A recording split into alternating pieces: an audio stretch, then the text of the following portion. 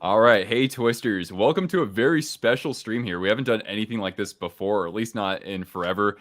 Today, we're going to be talking about our favorite jerseys in the Adidas era. So, from the time span of like 2017 up until this season.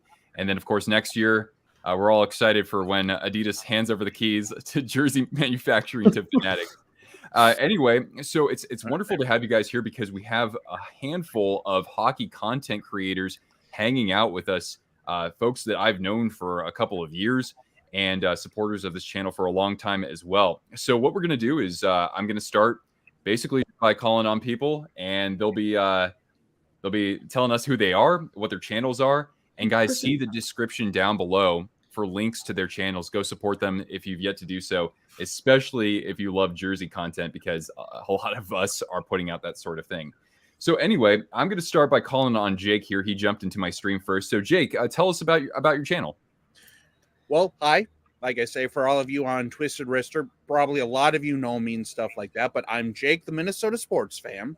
Used to be Jake's 199456 back in the day, but basically now I just kind of talk about like Minnesota Vikings, Minnesota Wild news, and then I do a lot of like jersey unboxings and just sort of talk about jerseys and stuff like that. I do try to catch, live streams and stuff like that, as well as a moderator for Twisted Wrister's channel. So you might have interacted with me during like some of the live streams and stuff like that as well. And also, I'm, happily subscribed to pretty much everyone, literally everyone else on the panel and stuff like that too. And thanks for having me.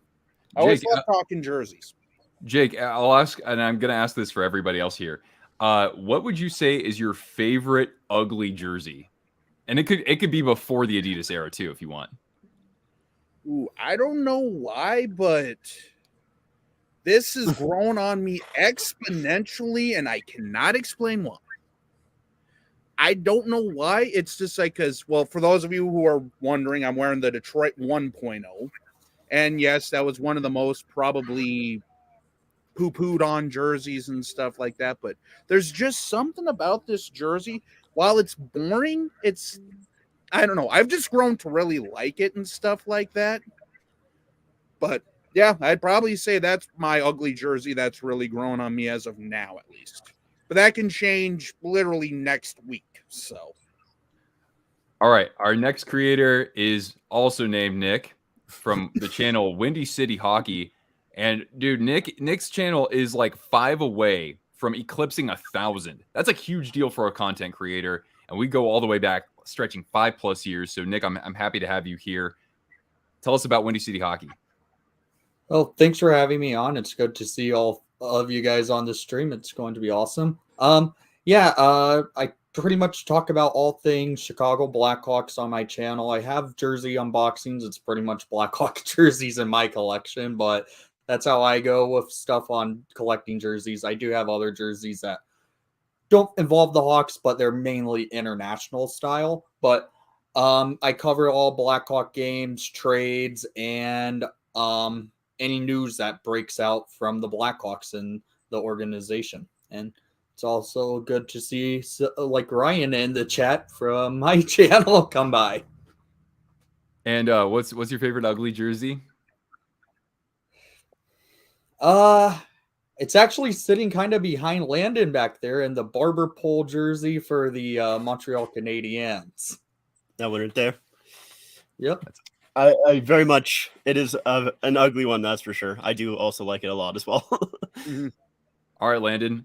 So Landon runs the Jersey Zone and has, of course, one of the best backdrops of any sports creator on YouTube. Go for it, dude. Tell us more about your channel. Yeah, so like Nick mentioned, I'm the Jersey Zone, or Landon. You can call me whatever. But yeah, I create just hockey jersey content, pretty much anything related to jerseys. I talk about if there's a new jersey, talk about old jerseys, all of that kind of stuff. Sometimes I'll cover hockey content as well, like if there is the free agency and stuff like that. I'll cover that sometimes, depending on the day, to be honest with you. But yeah, just a big jersey collector, and yeah, a lot of ugly jerseys are up behind me. I have quite a few. If I had to pick a favorite, though, I think I think I might have to go with the Fisherman, and I think a big part of that is just because I don't have it in my collection yet. The Burger King and the Lightning Storm jerseys, those are both like ones very, very high up on my list as well. But I think just because I don't have that Fisherman in my collection, it's one that I really, really love. But I love almost all of the ugly jerseys. And how many would you say are in your collection? If we're talking just NHL. Just NHL jerseys. I have over 200. Woo! I know right now. I'm not quite too sure the exact number, but it's over 2. Remarkable. I'm going to go to your left, or to our left on the screen here. And Larry, hey, man, I've seen that you've been just in the off season. You're actually almost in overdrive versus at least where I've been publishing all sorts of videos. So tell us a little bit more about your channel. Well, I think I started it, was it about maybe a little over a year or so ago? I kept seeing, a lot of people doing like jersey unboxings and stuff. And I thought, why not start, I'd always unbox them, just for myself. And I'm like, well, it's kind of fun to watch other people unbox stuff. So why not start one up myself?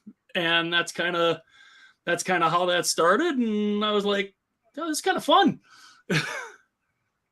And what's your favorite ugly jersey? And this can be before the Adidas era too. Favorite ugly jersey?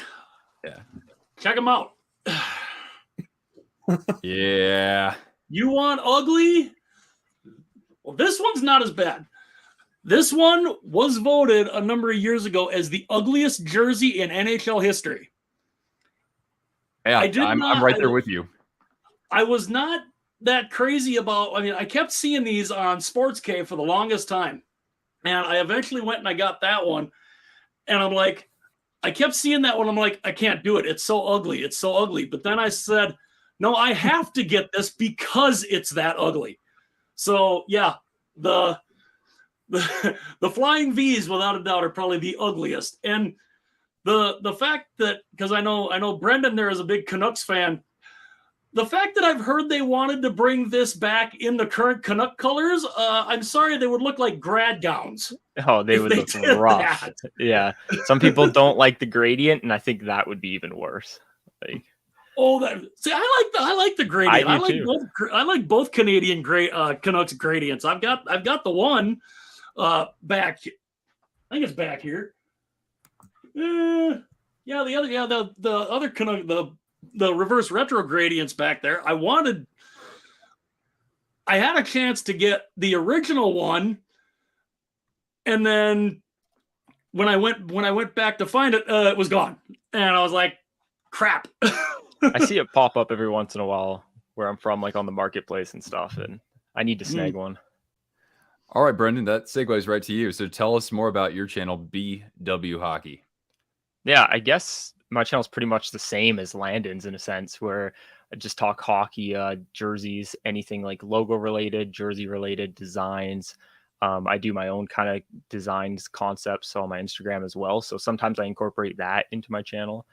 I've been talking a lot more Canucks stuff lately since they are my favorite team. I've been trying to branch into talking more hockey related stuff and not just jerseys. And that's kind of been a big focus. But yeah, pretty much anything hockey at this point. And another favorite ugly jersey of yours? I'm going to go the Dallas Stars Reverse Retro 1. Oh, I'm going to go with that one. I know a lot of people didn't like it because it's not what they wanted, but I think it's just a very simple, clean jersey. And I do like how white it is. And then you just have the star outlined. I think it's nice. All right, cool. Well, you know what?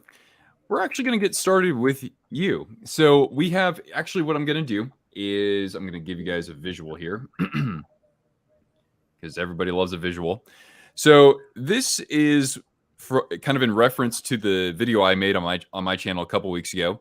And these are my picks for the best new jersey designs that we saw in the Adidas era. So for those watching, we have a total of 8 categories.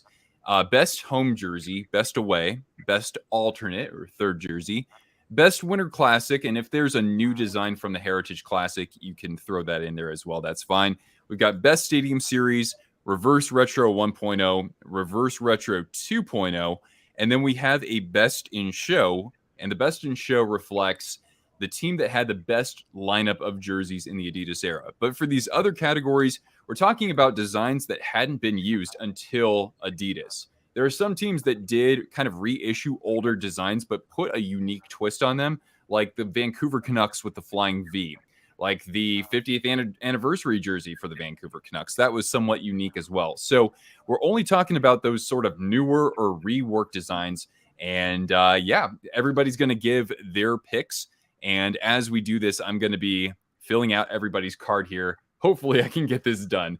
Anyway, it's Cool. Again, fantastic to have all of you here. Thank you so much for taking the time to do this and chatting with our viewers here. So Brendan, I'm going to let you pick our first category, and whatever one you want to do, go for it. Ooh, that's okay. Cool. Let's go Stadium Series.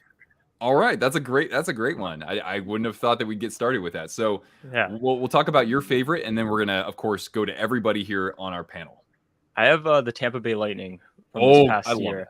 that. Yeah. I don't know what it is, but since I got it in my collection, it was easily one of my favorite jerseys in my collection alone, not even just Stadium Series. I love word marks. It's one thing about me that a lot of people don't agree with, is that I love word mark logos. And so I love that thing. And the customization's sweet. I don't have it behind me because I just sent it off to Hawkey Authentic to get customized. Oh, I love So, Hawkey Authentic. Yeah, so it's not there right now, like behind me, but it's such a nice jersey. And what was I going to say based on that? And what was the matchup? What was that jersey matchup like then in that Stadium Series game? Oh, it was awesome. I really enjoyed the matchup. Well, remind people who they were playing. Oh God, I might have to remind myself who they were playing. I know. It was Nashville. Oh Remember, yes, that I was have the the Smashville Smashville behind me. I have Yep. the Smashville jersey behind me somewhere. That's one too. I guess I could say that I didn't hate. Like a lot of people hated it, but I didn't even hate the Smashville jersey. I kind of liked some things about it. All right, I need time to like actually find photos of all of these. So anyway, I'll figure this out. I'll write down your response for the time being, and then I'll try to catch up and fill this in. So based on that, let's see here. We got Brendan. So I'm just going to go in column order here. Landon, what was your favorite from the Stadium Series?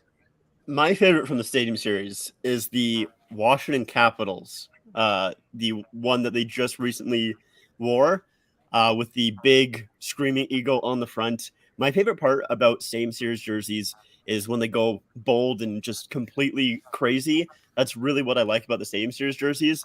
So just having the massive Weagle on the front is great. I think it's just tons and tons of fun. I still would have preferred maybe like just a regular size Weagle, because I have always wanted the Weagle on the front of a jersey before. I've never really been a huge fan of Washington with just their word mark and everything like that. But yeah, it's just ridiculous with the big screaming eagle. I really like that part a lot. I think it's just great. Jake, what was your favorite from the Stadium Series? Well, ironically enough, piggybacking off of Landon, I like the Carolina 2023 Stadium Series. I love, fun fact, like some of my favorite like color scheme is red and black as far as like jerseys and like, colors, and like my school colors were red and white and stuff like that. So I've always kind of liked like red and black and stuff like that. But I just loved how they did that logo, like when it was in red and then like the outline was in black and stuff like that. And they actually were originally going to make that, I think, what was it, the 2020 Stadium Series? But then the world shut down, and then, thankfully they were able to reissue that this year. So I just love how they did it. It was simple. It was, flashy. It wasn't like over the top. And not to mention red and black are just really nice colors that complement each other really well. So yeah, for me, it's the 23 Carolina Stadium Series. And let's go to Larry on this one. What's your favorite Stadium Series? Oh, there's a couple of them that I really liked. Carolina's is definitely one of them. That was phenomenal. I think one that I really like, I think that is my favorite, and they didn't make it in Adidas, unfortunately. They made a reverse retro of that jersey, But the New Jersey Devils, they're old school red and green. They made that in Reebok, but they didn't make it in Adidas. I would love if they made it in Adidas, especially the prime green. Oh, that would look phenomenal. With the green shoulders? Yep. Green shoulders, the white yoke, and the the Christmas tree. All right, so for Adidas, what would your pick be? Oh, Adidas, I'd probably go with Carolina. Okay. Carolina's, that was, I mean, it looked good in 2020, but then when they made it in the prime green, it made it pop so much more. Yeah, I mean, the prime green sort of augmentation, I guess, was, I mean, they didn't there were some I remember there being kind of like a price hike on some sites, but I don't remember it, you could get it for still the same price, more or less, right? A site like Sports K would still sell it to you for a very affordable deal. And the way that that you saw more detailing in the logo, how it was more three-dimensional. I think that prime green, that sort of checkpoint really for Adidas. That's fantastic. Yeah. All right, awesome. I had no idea what I was trying to. All right, Nick, what's your favorite stadium series? Well, it's going back to the first year of Adidas in 2018, the 2017-18 season of the Toronto Maple Leafs. I love that jersey. It was a good all-around jersey, in my opinion. Should be their road jersey, and they make the Centennial Classic jersey their home jersey. I think that would have been a great home and away set for them. And minus the white pants and gloves, that jersey is a great jersey, in my opinion, all around. Now, do any of you have any of those stadium series that you just mentioned? I do not, unfortunately. Nope. I don't. I'm not with me, but I do. Yeah. Okay. Yeah. All right. So I'm writing down all your responses. All right. So we've talked about. So we have Tampa 2022, Washington Capitals, Carolina 2023 Stadium Series, and Nick and I are also in agreement here. The Toronto Maple Leafs 2018 Stadium Series. You know what we'll do? We'll do a little poll here. While I put up this poll, I'm going to call on Jake. Why don't you pick the next category? Well, you know what? Let's just go with the good old home jersey. All right. What's your favorite? Boom. Yeah, just ignore the Tria patch or whatever, because I know a lot of people are really upset about that. And I think Larry can also attest to this too, but in the prime green, if you don't have a prime green Minnesota Wild jersey, I would get, in my opinion, it's worth getting the prime green, because the logo with it being raised and stuff like that, with how they did this, like the gold sparkle of the moon and then the North Star and stuff like that. And also, I just really love how they did the number kit and stuff like that, especially with in the prime green style and stuff like that. But I mean, for me, the Wild have always had pretty good jerseys. I mean, nothing that would make me go or anything like that. But I don't know, just when they went to this, and especially in a prime green, there's just something about it that just, oh man, I really love it. So for me, it's the home Minnesota Wild. All right, let's see here. Who am I going to call on next? Larry, why don't you go ahead? What's your favorite of the newer designs in the Adidas era for home jerseys? Well, obviously the Wild home jersey is fantastic. My favorite one, probably out of the home jerseys. Oh, because there's some really nice ones. Probably, I think this one, Buffaloes. They did tweak that a little bit, yeah. So I think that's awesome. Bringing back the royal blue.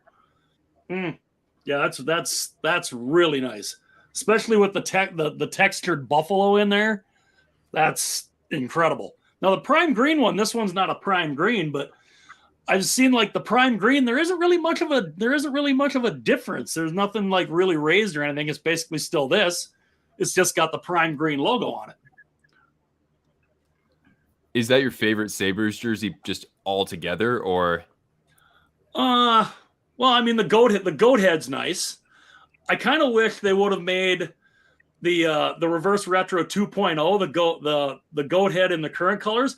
I wish they'd have made that blue instead of white. If they would have made that blue, that would have been a good comparison to compare if that was blue compared to the goat head that I've got back here in both colors. Yeah, that would look incredible. I'm still waiting for the day where we get a red goat head. All right. God, yes. Yes. Right, let's go to Nick for this one. What was your favorite of the newer home jersey designs? Oh, looks like his camera's froze. Oh no, dude, is Nick frozen? All right, Landon, why don't you jump in? Yeah, sure. Sorry. I just took a drink of water. You caught me off guard. So for me, like you, Nick, I did pick Vegas, but I'm not choosing the gray home. I'm choosing their new home, the gold one. I know a lot of people. Somebody on this panel had to do it. Yeah, I know a lot of people really don't like this jersey, and it's completely fair. Like, I think on TV it does not look as good, but I think in person it is just so fantastic. I absolutely love it. It is so Vegas, and I think that's the reason why I like it so much. It's just like any other team, I don't think this really would work. But with Vegas, it really does. I think just the so much gold, the sparkly gold, it is absolutely fantastic. I really like the gray and then the white here as well. I think that looks really, really nice. Yeah, I know people really hate this jersey, or at least a lot of people are not a huge fan of it, but I love it. I think it's just amazing. All right, Nick, we got you back here. What was your favorite? Well, mine is actually the current San Jose Sharks home jersey. I think that's a great look. I love how they updated the striping, finally put waist striping back on a jersey. Something that's been my complaint with some teams recently is either they don't have waist striping, i.e. New Jersey, or San Jose with their old sets. They've really upgraded their look, and it's probably their best look in their history. I forgot about the new Sharks jersey. Wow, best in their history. Hey, I don't know if I agree with that. I do like it, but that's crazy. I might have to agree with that. Really? Wow. No, it's close for me too. I still think their OG is a little bit better, but it's nice for sure. Like to see the OG in prime green for sure. Yeah. Brendan, are you picking the Sharks too? No, mine's the Colorado Avalanche. It incorporates two of my favorite colors in burgundy and blue. And I think with the pants change, I know this is jerseys, but with the uniform, with the pants change to blue, I think it looks, it's very vibrant. And I just love the design too. I don't have a Colorado jersey, so that's definitely one I need to get. I used to, but when I was selling some of my jerseys last year, those were the first ones to go. One person bought like 3 from me. So Yeah. I have one Nordiques, but I sold my Avs reverse retro. But anyway, I had their alternate because I thought I loved it, and then I just realized it's kind of just average. No, I love their alts. Yeah, I know a lot of people do. A lot of people do. All right. And in our poll here, it looks like the viewers pick the Leafs 2018 Stadium Series as their preferred for that category. So I'll have to keep track of that stuff as well. I'll put up another poll for home jerseys in just a second. For the meantime, I'm going to call on Larry. Why don't you give us what category would you like to do next? Why not? Reverse retro 1.0. All right. What's your favorite? I'm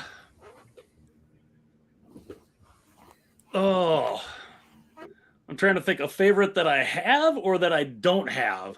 A favorite that I don't have that I wish that I could have gotten a hold of. There would have been 2 of them. That would have been Arizona and Los Angeles, because that purple is fantastic. And then Landon's got it, and I'm like, Yep. oh, I wish I'd have gotten that in a 60 for my size, but yeah. Then one that I have, I would probably say from the 1.0, it's the Red Screaming Eagle. Yeah. I think that's fantastic. Tampa's reverse retro is like a close second to me in that one, which that should be Tampa's home jersey, because that would look absolutely incredible.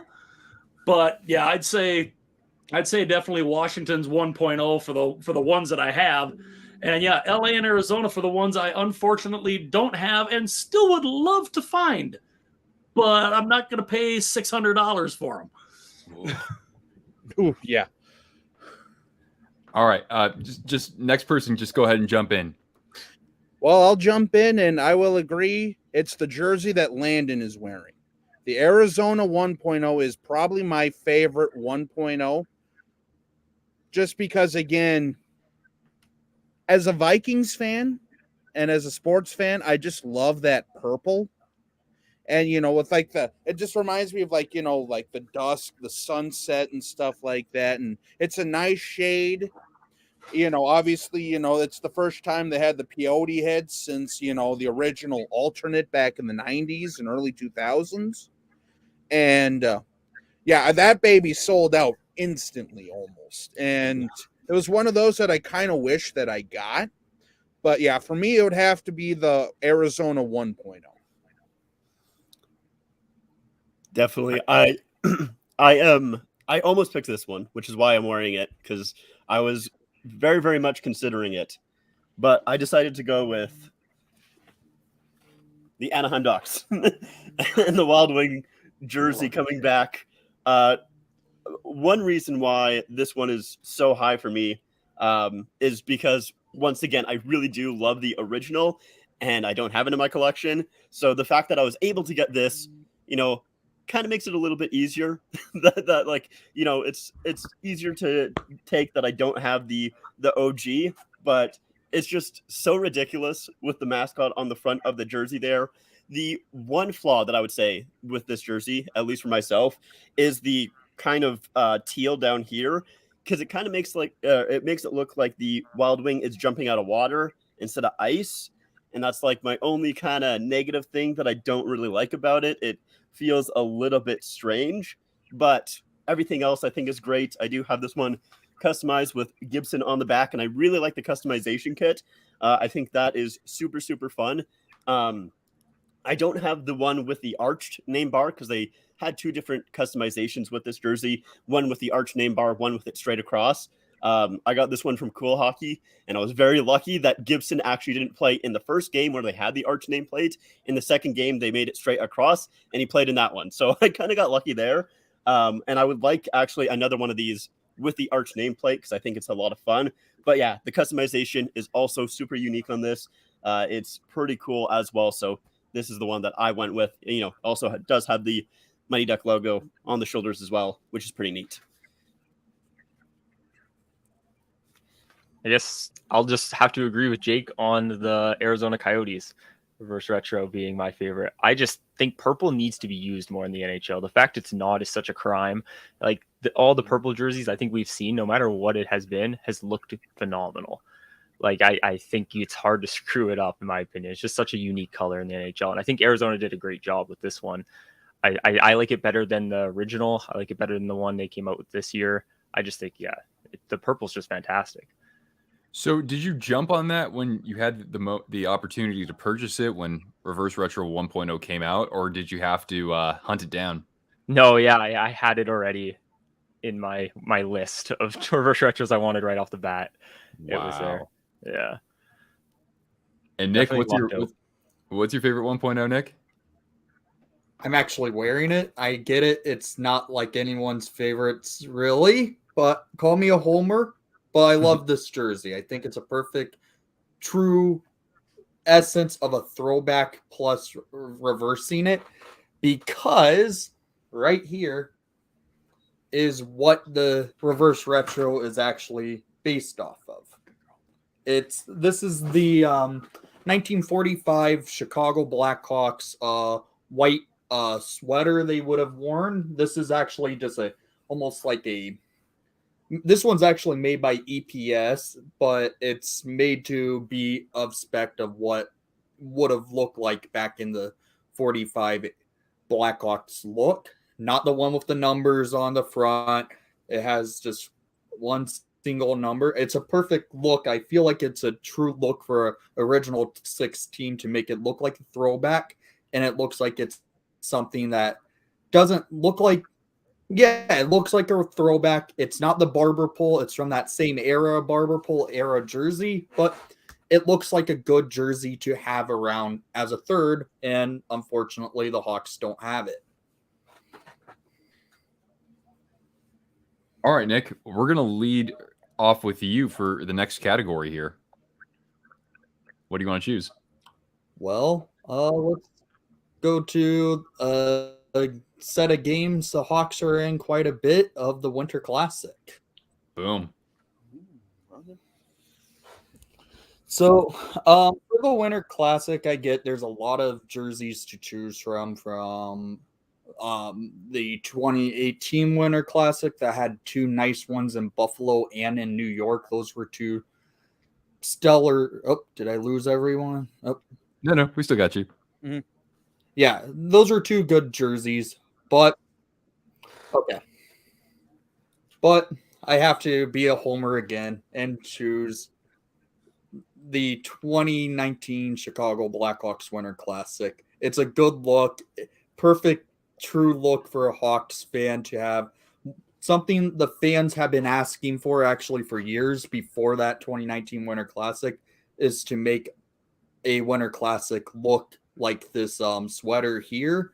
And they end up listening to the fans finally and created this jersey, which works out perfectly. This one's not technically the Winter Classic. This one's when they turned it into a third jersey.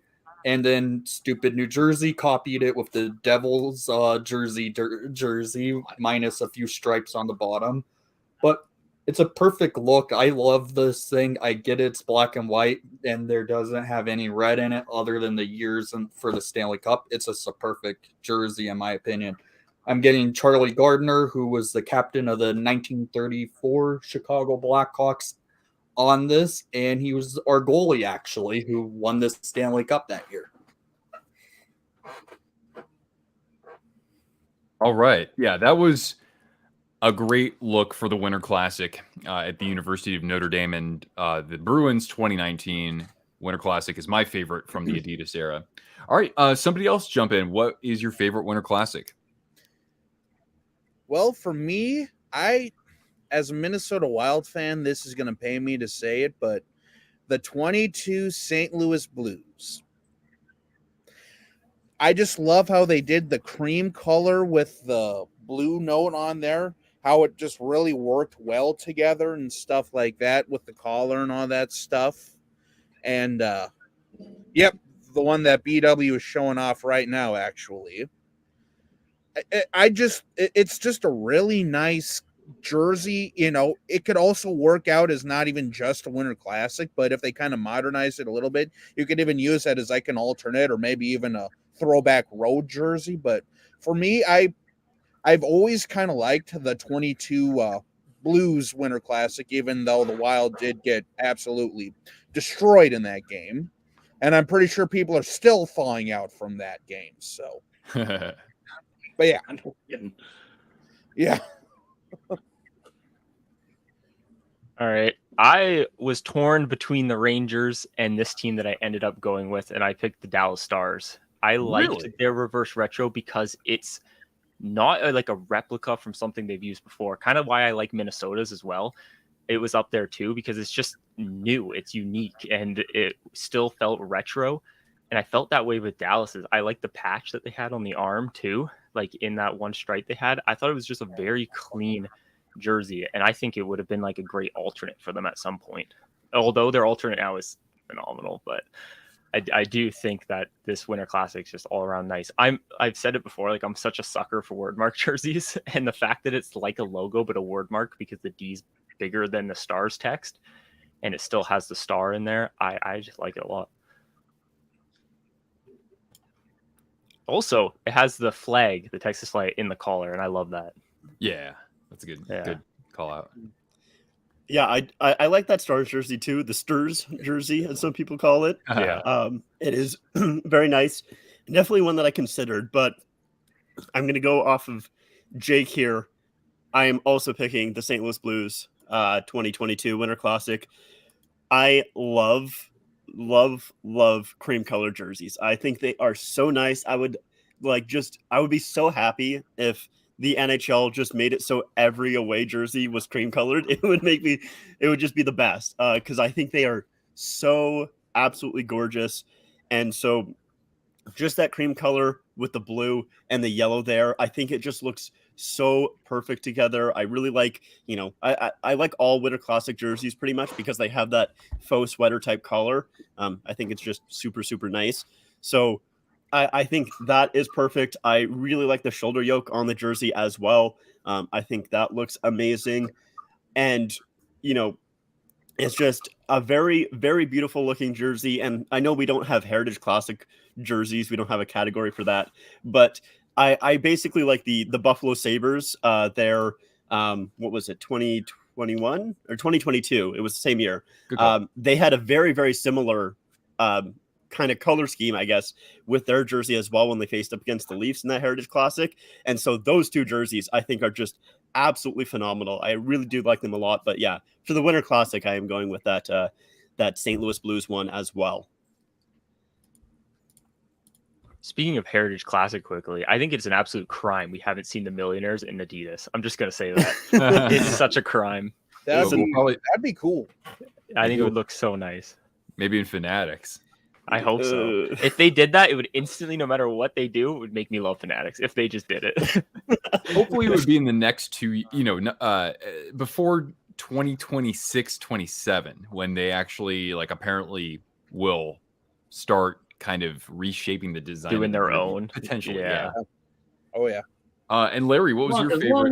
As long as the new Fanatics are not for the retail people, as long as it's not those breakaway pieces of crap.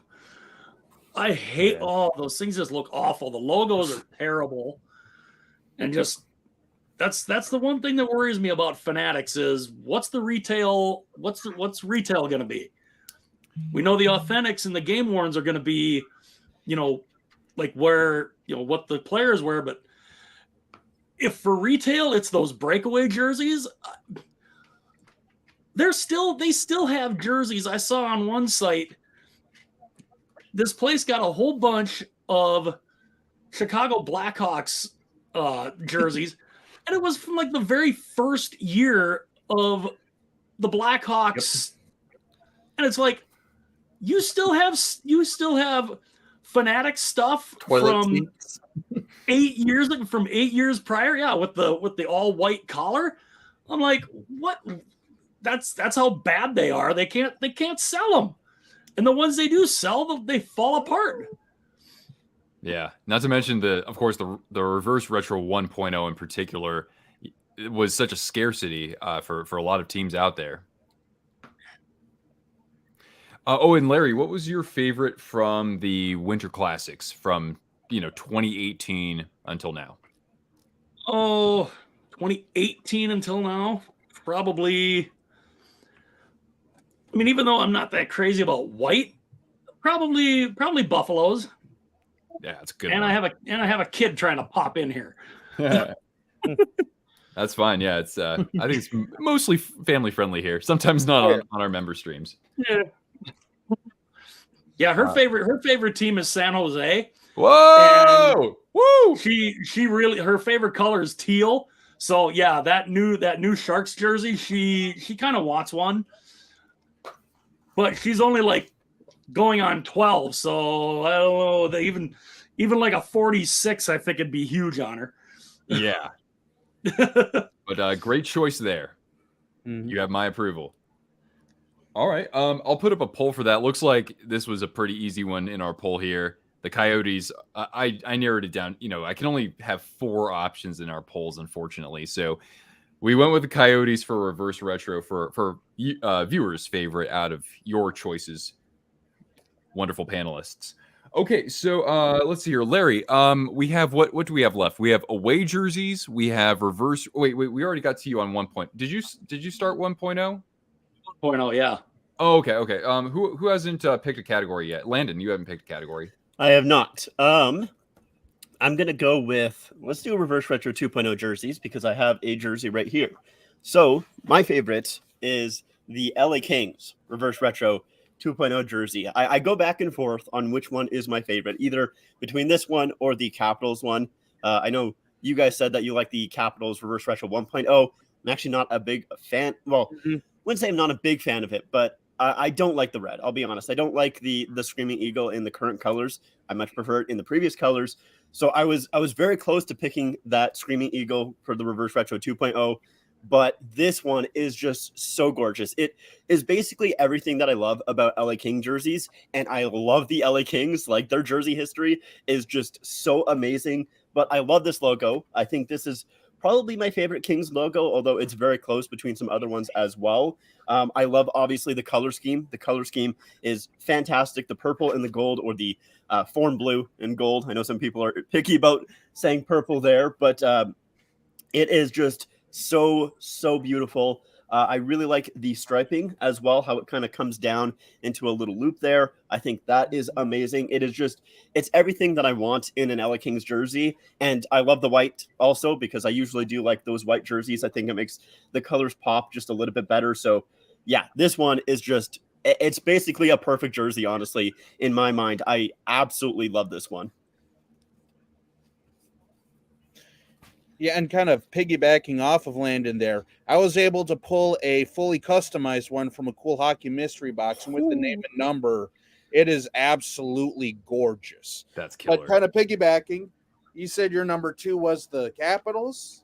Well, that's my number 1, I'd say, because I mean, everything about this just works. Like, the black, I really love. The Screaming Eagle logo is nice. Given how they did like the numbers and stuff like that, how they did the striping, plus with this actually being an Ovechkin and stuff like that too. I mean, you know, actually seeing history be made in that jersey as well, you know, kind of adds a little something to me, even though I will say though, like the 2.0s, I mean, there's so many really great ones, including the one that Larry's wearing. I mean, the Kraken, the Cabs, Lady Liberty. I even like the Sharks and the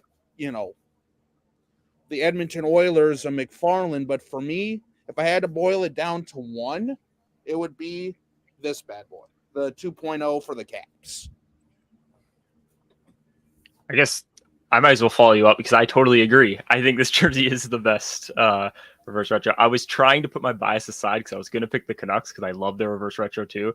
And I did. I ended up picking with this one instead of the Canucks because I think, like, hands down, this thing is just perfect. Like, everything about it. The logo, though, I will admit, wearing this thing is super awkward. Like, it's probably one of the most awkward jerseys to wear just because the logo is, like, it's a hard, stiff logo and it doesn't bend, and it's huge. It goes from like up to one nip down to like my belly button. Like, it's a very big logo, but I mean, it's a nice jersey. Like, this thing's awesome. So yeah, I'd go Caps as well. Yeah, the size of that logo is like basically the only downside, in my opinion. It's the only reason I sold my first year, because I didn't love it, and then the logo too, and I was like, I'll get rid of it. And I ended up selling it.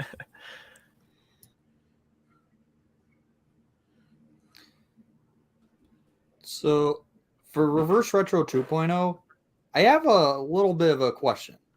Could I talk about the All-Star jerseys from this year, since those were reverse retros? Oh, I like your thinking. Okay, I will go with, I was thinking for one of the teams, I would say Dallas had the best reverse retro, but for they were up in my top All-Star, I'm going All-Star game because they were the best of the reverse retro, and I would choose the white Western Conference jerseys just because it had more of the Miami Vice feel to it, being a white jersey with the accents of like the sea foam, the pink, the black on it. It just worked much better. The black variant for the Eastern Conference jerseys.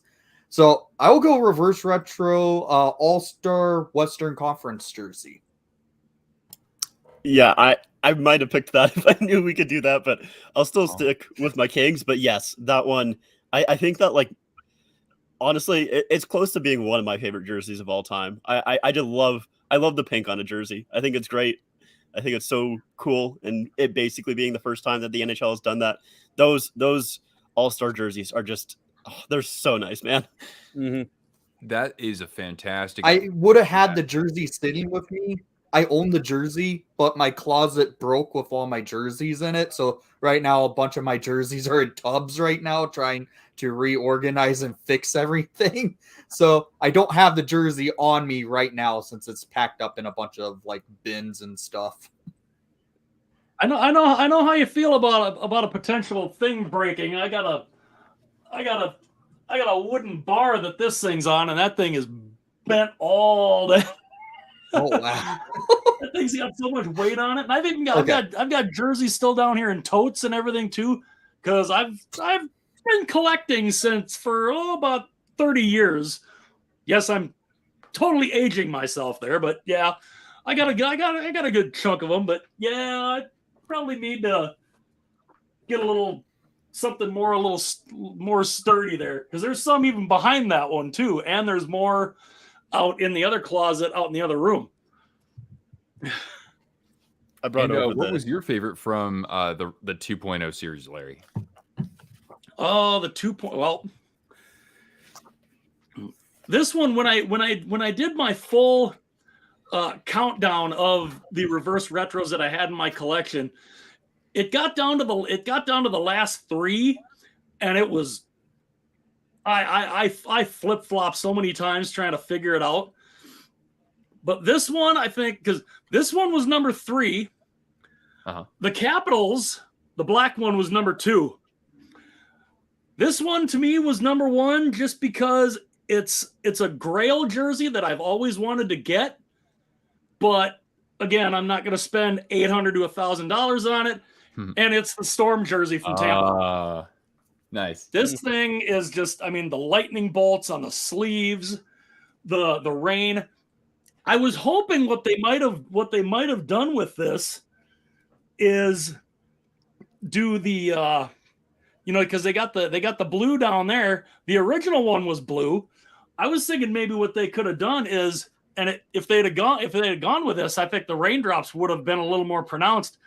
If the white part would have been black, that would have been black with the gray, you could still have the black here, and then the waves down there. This and then the raindrops would have been, I think, a little more pronounced. But yeah, that in black, I was thinking that's the way they were going to go. I think black would make it feel fabulous. very stormy. It would make it feel like a storm. I think it would be very fitting.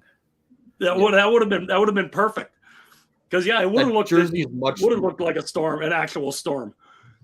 I have that same jersey. I have it customized with braid and point on it. That jersey's great with the customization on it. It's beautiful. Yeah, I've seen it. I've seen a number of them with Stamkos, and it just the numbers are fantastic. All right, and they're not that one layer vinyl crap either. I'm looking for somebody to break the tie in our Winter Classic poll. We have the Sabres 2018 tied with the Blues 2022. And I mean, I think that they're pretty much neck and neck with each other as well. So once we break that tie, we'll do a reverse retro 2.0 poll. And we're going to finish with, we're not done quite yet because we also have to do the best in show. But our final of the main categories here, we do have the best new away jersey. And so to lead us off here, I'm going to pick the guy who's been watching my channel for pretty much its inception, and that is Windy City Hockey. Nick, take it away. So we're doing the road jerseys, or wait, I'm just had a complete blank for it here. Road jerseys, yeah, the white ones. Okay. As for white jerseys, it's a little bit of an interesting thing. I like how teams like Calgary and Edmonton have gone back to their roots and gone back to their traditional colors. But a team that I would choose that came out of the gate with a great jersey, it's going to be Seattle. I somehow really have grown to really enjoy their road jersey. It's a perfect look. I think it's a good jersey under the Adidas template, as I am not a fan of the true Adidas templated look of jerseys. I think Seattle managed to make an excellent design from with the seafoam to navy and the use of the white on it. It's a perfect balance, and I think it's a good road jersey. I will piggyback off that and agree with Nick. I also think that the Seattle one is the best one. My favorite part about it is the fact that it does kind of like go down, like it starts at like the lightest blue, then a little bit of a darker one, and then the like dark navy blue at the bottom. So it kind of makes it feel like you're going into the ocean there, darker and darker as you go down into the water. That's what I love about it. I think it is very, very nice. I actually don't mind the logo either. I know some people were a little bit upset when Seattle first revealed their logo. I wouldn't say that I was super excited about it, but it definitely has grown on me as well. Their shoulder patch with the Space Needle is very, very nice. I like that aspect. The customization is pretty cool. It is a very nice jersey. Oh, sorry. My voice is dying apparently. But yeah, it is a beautiful looking jersey. One thing that I do kind of hope that they take from that away is I would love to see a full-on gradient jersey with Seattle, where it starts at like the, either white or light blue at the top and go all the way down into the dark blue. I think that over a full jersey would be a ton of fun. I would really, really like that. But for now, I think that Seattle away is pretty darn good. I'm already picturing that there, Landon. I'm already picturing that in my head, and just how with the Kraken logo on it. Oh, yeah. That would look so sweet. It would be awesome. It would look so beautiful.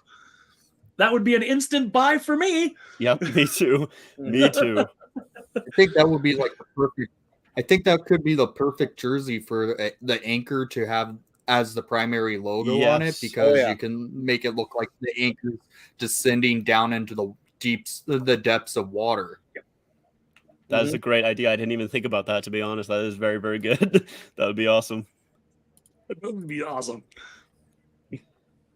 All right. I guess I'll go with a probably not popular opinion. I'll go Carolina Hurricanes as my favorite away.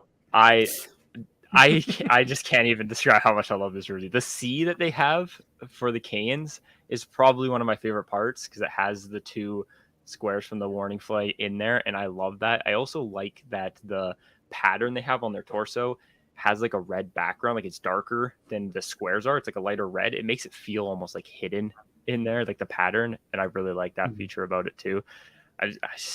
I don't know. I can't defend it because I know a lot of people don't love it, but that's just all I can say about it. Is I just, for some reason, the logo and the texture in the bottom pattern there, I love.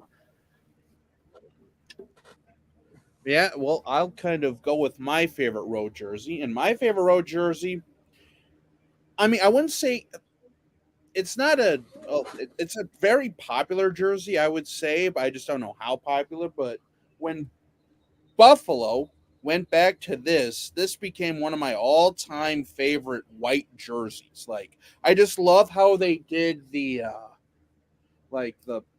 blue with the yellow, then the white, and then the crest and stuff like that with the striping, plus with the name and number being, and this is a Jack Eichel. I got this for like $40 here a couple of years ago and stuff like that. But it's just like, plus also when they did the Buffalo, I don't know exactly what this is, if this is like the Buffalo flag or if this is like a symbol of Buffalo. But yeah, that's from the Buffalo city flag.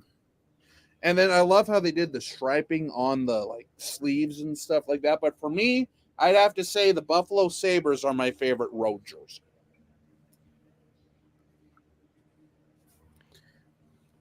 What's your pick, Larry? Oh, and I've never been that fond of white jerseys, because I'm one who likes to wear them. And I learned a long time ago, one time I wore one of my old school white jerseys, and they get dirty real easy. there's nothing like, you take a bite out of something and then all of a sudden you get ketchup right on the white spot or something. So I mean, I've never been that crazy about white jerseys, which I mean, I do have some white jerseys, but it wouldn't be really a home jersey. But I mean, I think out of the road jerseys, I mean, like overall road jerseys, probably maybe like Florida. I think maybe the Florida Panthers for a road jersey. That actually looks pretty good. Ooh. Now, of course, one of my favorite white ones would be LA's new third with that nice shiny logo, but that's not a road jersey technically. True, yeah.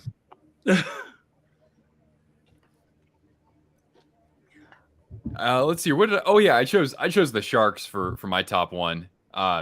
Just to kind of provide a little bit of variety instead of choosing them for the home. I chose like Vegas's gray one for home, and then I chose San Jose's white away because I love the numbers. That's the thing that makes the biggest difference there, because for a long time they just had blocky, boring numbers, and they actually added some character to those. And it's cool because they actually got the Barracuda to have a number kit just like that as well. So I think that's sharp.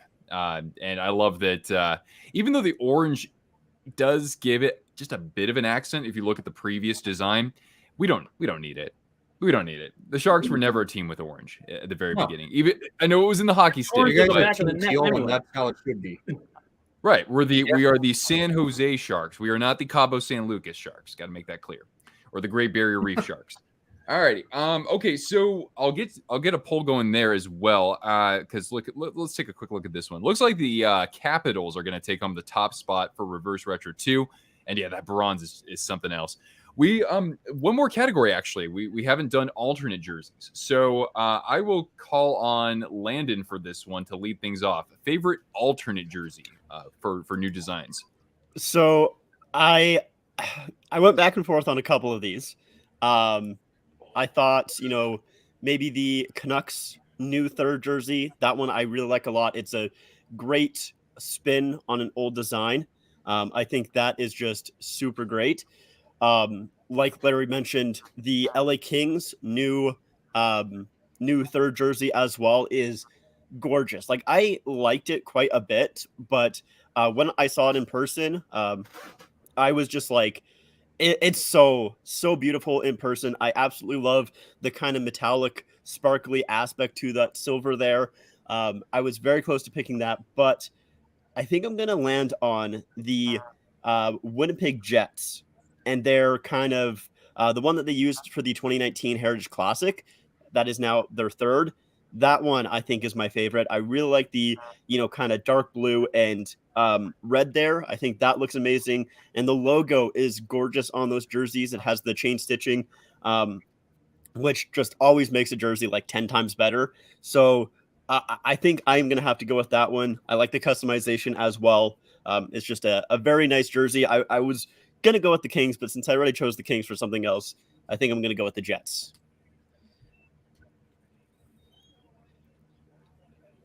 All right, jump on in, guys. What was your favorite of the new alternate designs? Well, I have a question. Would this count as a new one? Because for me, I'd have to say probably my favorite alternate is the Columbus Cannon jersey. Yeah, I know that kind of started in the Reebok.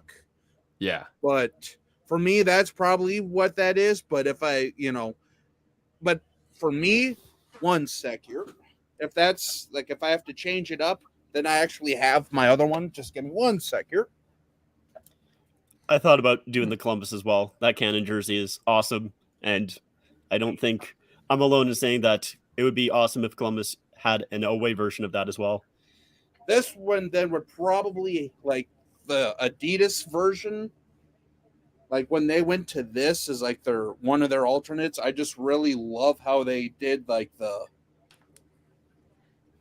with the logo and stuff like that, with the chain stitching is nice, I'd love to see this become like a road jersey for the Jets, just because I really, really enjoyed this jersey. And plus, this is one of my few made in Canada jerseys. So, It also has a little bit of like sentimental value there too, but I just love how they did the design. I love the striping, and I kind of prefer the white version over the heritage blue just because I think it pops a little more on the white. Then again, I've also always loved white jerseys as well. So for me, it'd be the white heritage alternate, I guess. Piggybacking off of Winnipeg, I thought about this too the other day. The Winnipeg Reverse Retro 2.0 with the 90s logo on it, I kept thinking, how awesome would that look on that Aviator jersey? Take the Jets name off the Aviator jersey and put that 90s logo with that coloring. Oh, yeah. Oh, I think you got a home run road right there. That Aviator blue is gorgeous, and that 90s logo in the blue, that blue coloring like the 2.0, oh, that'd be sweet looking on that background. Well, did you have a favorite from like the new alternate designs? Like Carolina's black jersey was an alternate at first. The Golden Knights' original home jersey is now their alternate, and of course, the gold was their first alternate. You could choose that. You could choose the Dallas Stars third jersey, the blackout, the Edmonton Oilers the Rave jersey, as I've heard Shannon call it before. Probably though my favorite. I said they should have made this the Reverse Retro 2 in blue. Goat head. Probably when it comes to alternates, this I think would probably be my favorite. The red background or the red outline just is a thing of beauty to me. And you know the gray, and somewhere it might be on one of the totes back here. I have the original goat head jersey from the mid 90s because I was in high school in the mid 90s, and I kind of liked it, and I was able to buy it. So I mean, I've got the original, but yeah, I think when it comes to alternates, this thing's fabulous, especially in the prime green. Beautiful.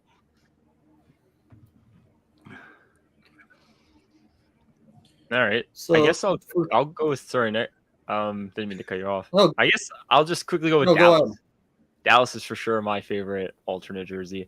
To see Dallas and then the Stars in a bright neon jersey, it's just something you wouldn't really think of. You think of like nighttime, the Stars being bright. It's very fitting to have such a dark jersey and then just the stripes and the logo be very bright.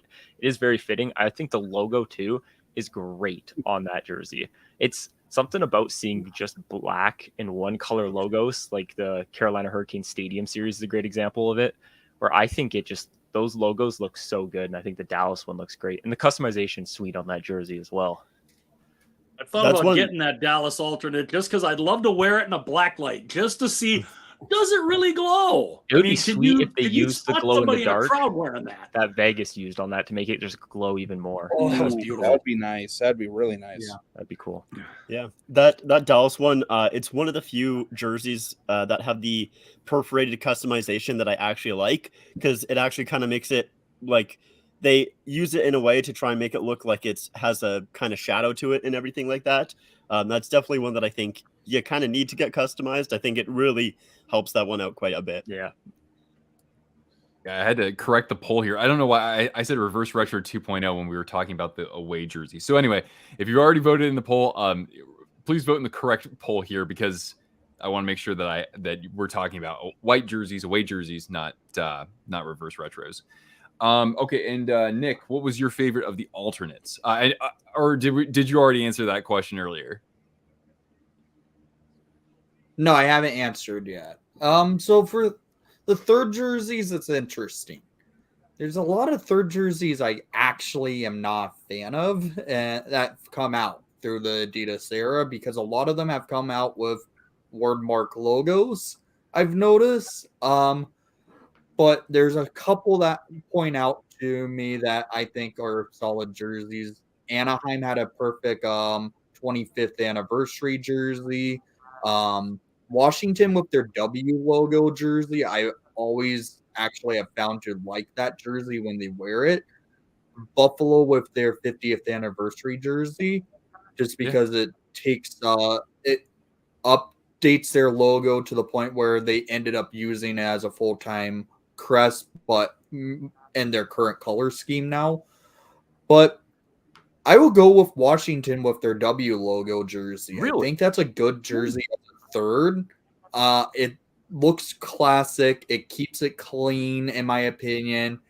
And I just like how that jersey's put together. The logo as is, forming the Washington Monument, as Brendan showing.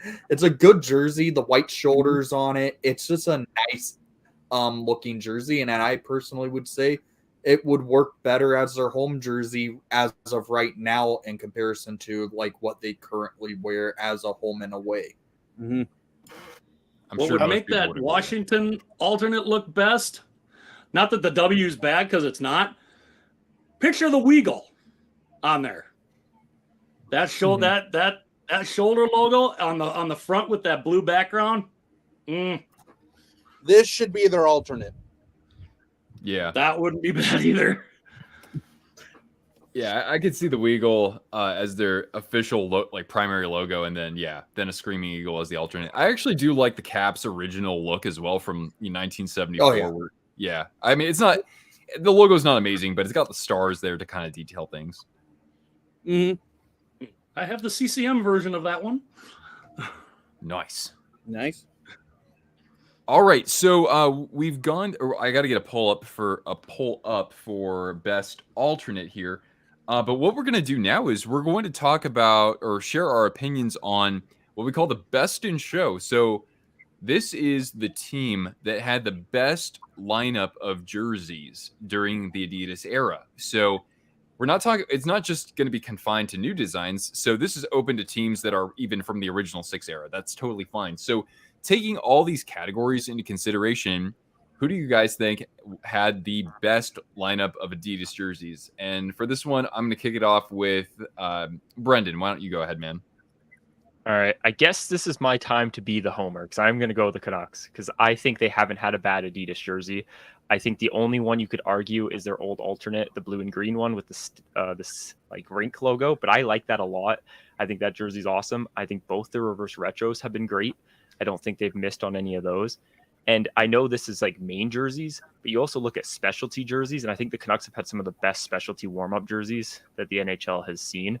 Yeah. So I kind of count that in when I talk about jerseys. And I just think they've had the best lineup. The only ones maybe I would say is their home when they first switched to Adidas because I had the Vancouver text. And I'm just not a fan of the Vancouver text. But that was only there for 1 year. And then they removed it. So, yeah, I would have to biasly and unbiasedly go with the Canucks. And kind of piggybacking off of Brendan, I non-biasly have to go Minnesota. Just because when they switched to the Adidas in 2017, just the home jersey was, in my opinion, a home run because it encompassed a foresty, northern feel, like North Backwoods feel, like hockey feel, kind of like a warm hockey sweater type of thing that you would wear on the pond on a freezing cold day in northern Minnesota or something like that. But yet the logo is still fierce. The logo still, comes at you and stuff like that. Plus, both reverse retros, you could argue, could and should be their home and road jerseys too. And you could even still have the home jersey as an alternate, and I don't think anyone would complain. The Winter Classic was nice, even though it wasn't really my favorite, so I didn't pounce on it. But even that was a nice, old school hockey feel. And now they're actually, bringing out a new alternate for the last year that has the state of Minnesota, state of hockey on the patch, which is going to be similar to the Reverse Retro 2.0. And then also sounds like they're going to have an outline where the captaincy is in the state of Minnesota. And it's just one of those sets of jerseys where, even the white one, in my opinion, is a little underrated. Yeah, there might be a little bit too much blank space, I would say, with the white. But in my opinion, just all the Minnesota Wild Adidas jerseys have been hits. There's not been a single Wild jersey from the Adidas era where I look at it and go, ugh, where you have a visceral reaction like we're seeing this or something. You know what I mean? I just really don't have that, visceral reaction, even just taking myself out of it as a Wild fan. So as a jersey collector and as a Wild fan, I'd have to say Minnesota Wild jerseys.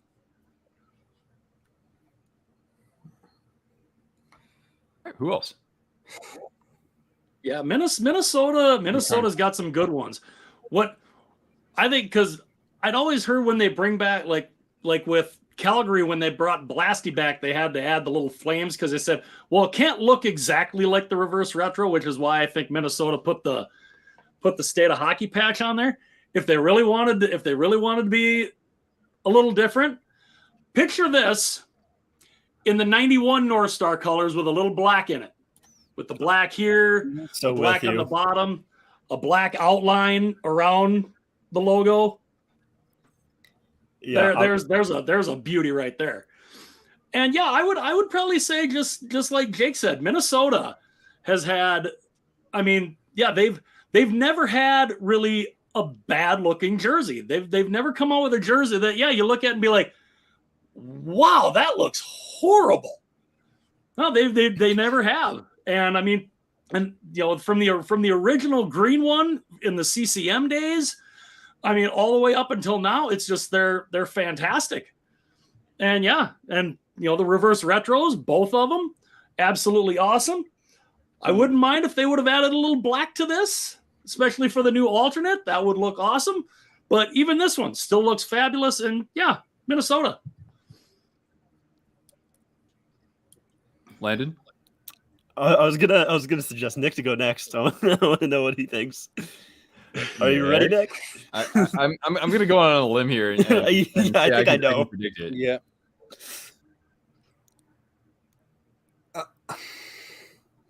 God, I'm not even ready, honestly. Okay, I can go. As a Blackhawks fan, I would want to say the Hawks, but well, Adidas did us dirty 3 times with the toilet seat collars from 2017 up till 2019, and the stupid reverse retro 2.0, and ruining a perfectly good barber pole jersey.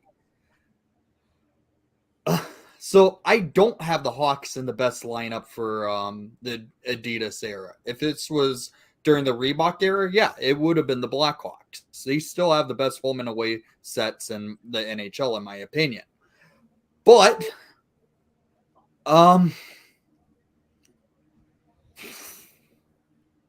as much as I hate to say it and think it even though I hate their current logo, they have a good set, and it's the Florida Panthers.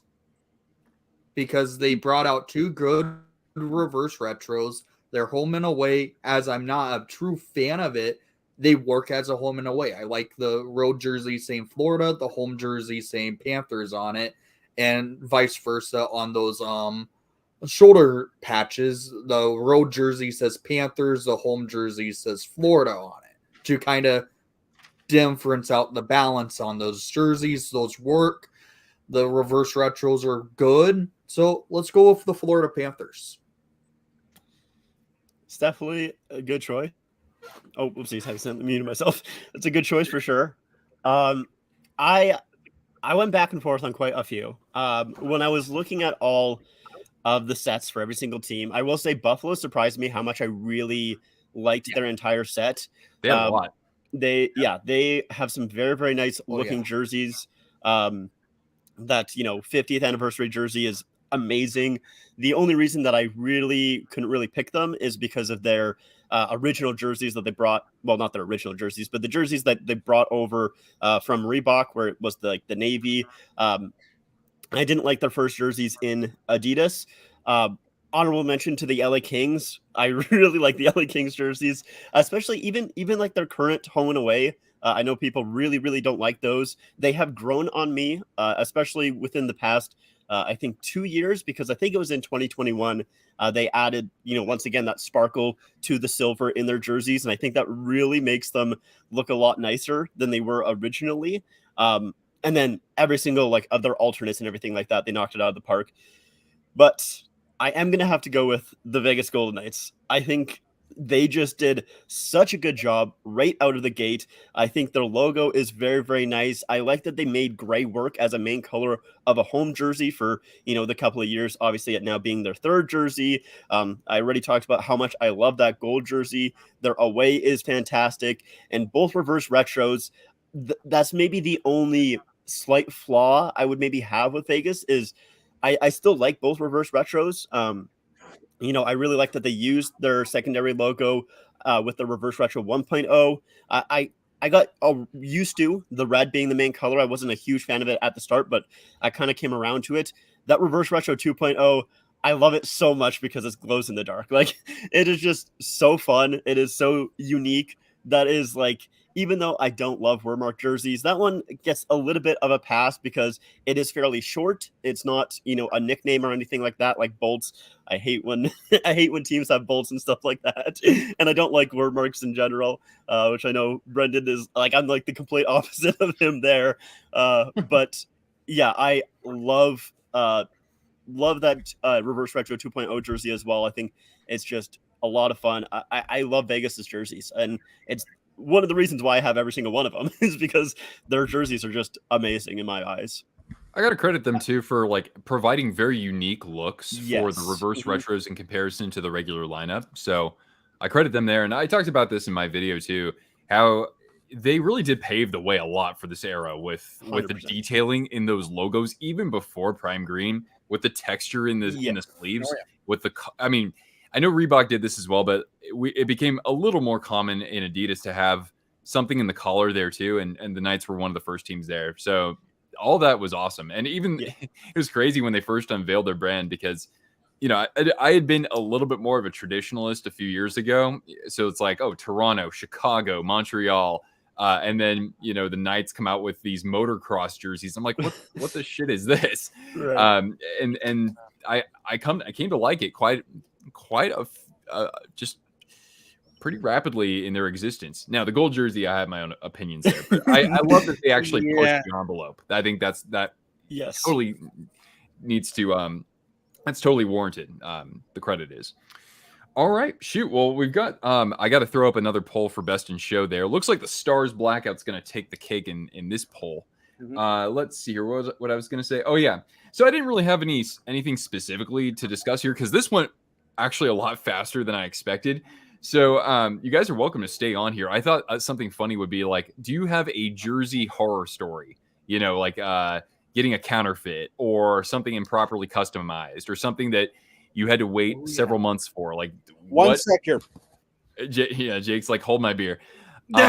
Bill, what's going on? Thanks for hopping in, dude. So yeah, who has a bad jersey collection story? I learned this the hard way. You never, ever put the jerseys in the dryer because my original Colorado Avalanche jersey, I put it in the dryer. The logo peeled off. Had to get it sewed back on. And the fact that it actually still kind of there. Yeah, that's why I'm like, never put the jerseys in the dryer. When you wash them, put them on a hanger, let them hang dry, because that's going to end up happening. You end up with a logo that peels off. Not good. Well, here's my horror story. So this would have been around Christmas time this past year. Got this bad boy in the mail. Got it from Dick's Sporting Goods and stuff like that. Waited about a week and a half or so. And as you can see here, this is supposed to be a Clayton Keller. Notice something missing here. Holy crap. You sure that's not a Fanatics? That's a Fanatics poll right there. Fanatics does that all the time. Yeah, but the thing is, this was literally straight from Adidas. Or not Adidas. Dick's Sporting Goods. Like, they shipped it out that way. So immediately I contacted them and was able to still have one with, well, they still had one on file and stuff like that. So thankfully, I was able to get one correctly customized. and it didn't cost me a cent. But it was just like, because to be fair though, I can't blame like Dick's Sporting Goods or anywhere like that, just because, you know, a lot of times they just get the jerseys. They don't actually do like the customization or anything like that. But yeah. So needless to say, when you're spending like $200 plus on something, you get this. I mean, ironically enough, I've actually had better luck with Fanatics jerseys over Adidas jerseys when it comes to that stuff. So I don't know how or whatever, but so yeah, that was interesting. Thankfully, I did get a one with name and number and all that stuff. But to this day, that's probably the closest thing I have to a real horror story. But yeah. All Fanatics jerseys right now are basically horror stories. Yeah, that's true. All you got to do is go on Twitter or X and look at Fanatics Sucks, and you can see all the pictures that people post. Oh, I'm like, how do you make that? How do you make it? How does that get shipped? Yeah.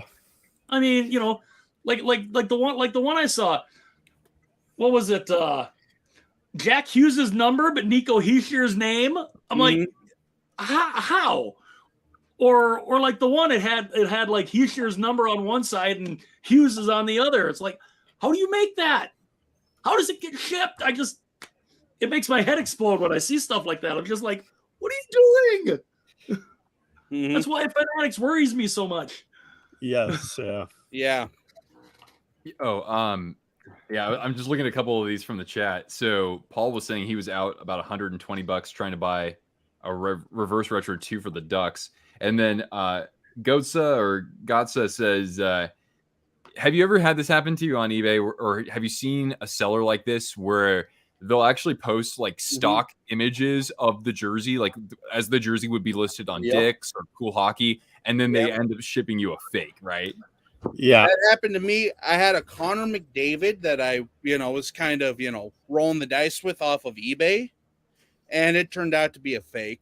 But thankfully, about a year and a half later, when they switched from the old traffic cone orange jersey to the current one, Dick's was having like a half off sale. So I was able to get a Connor McDavid prime green, by the way, for about $115. Nice.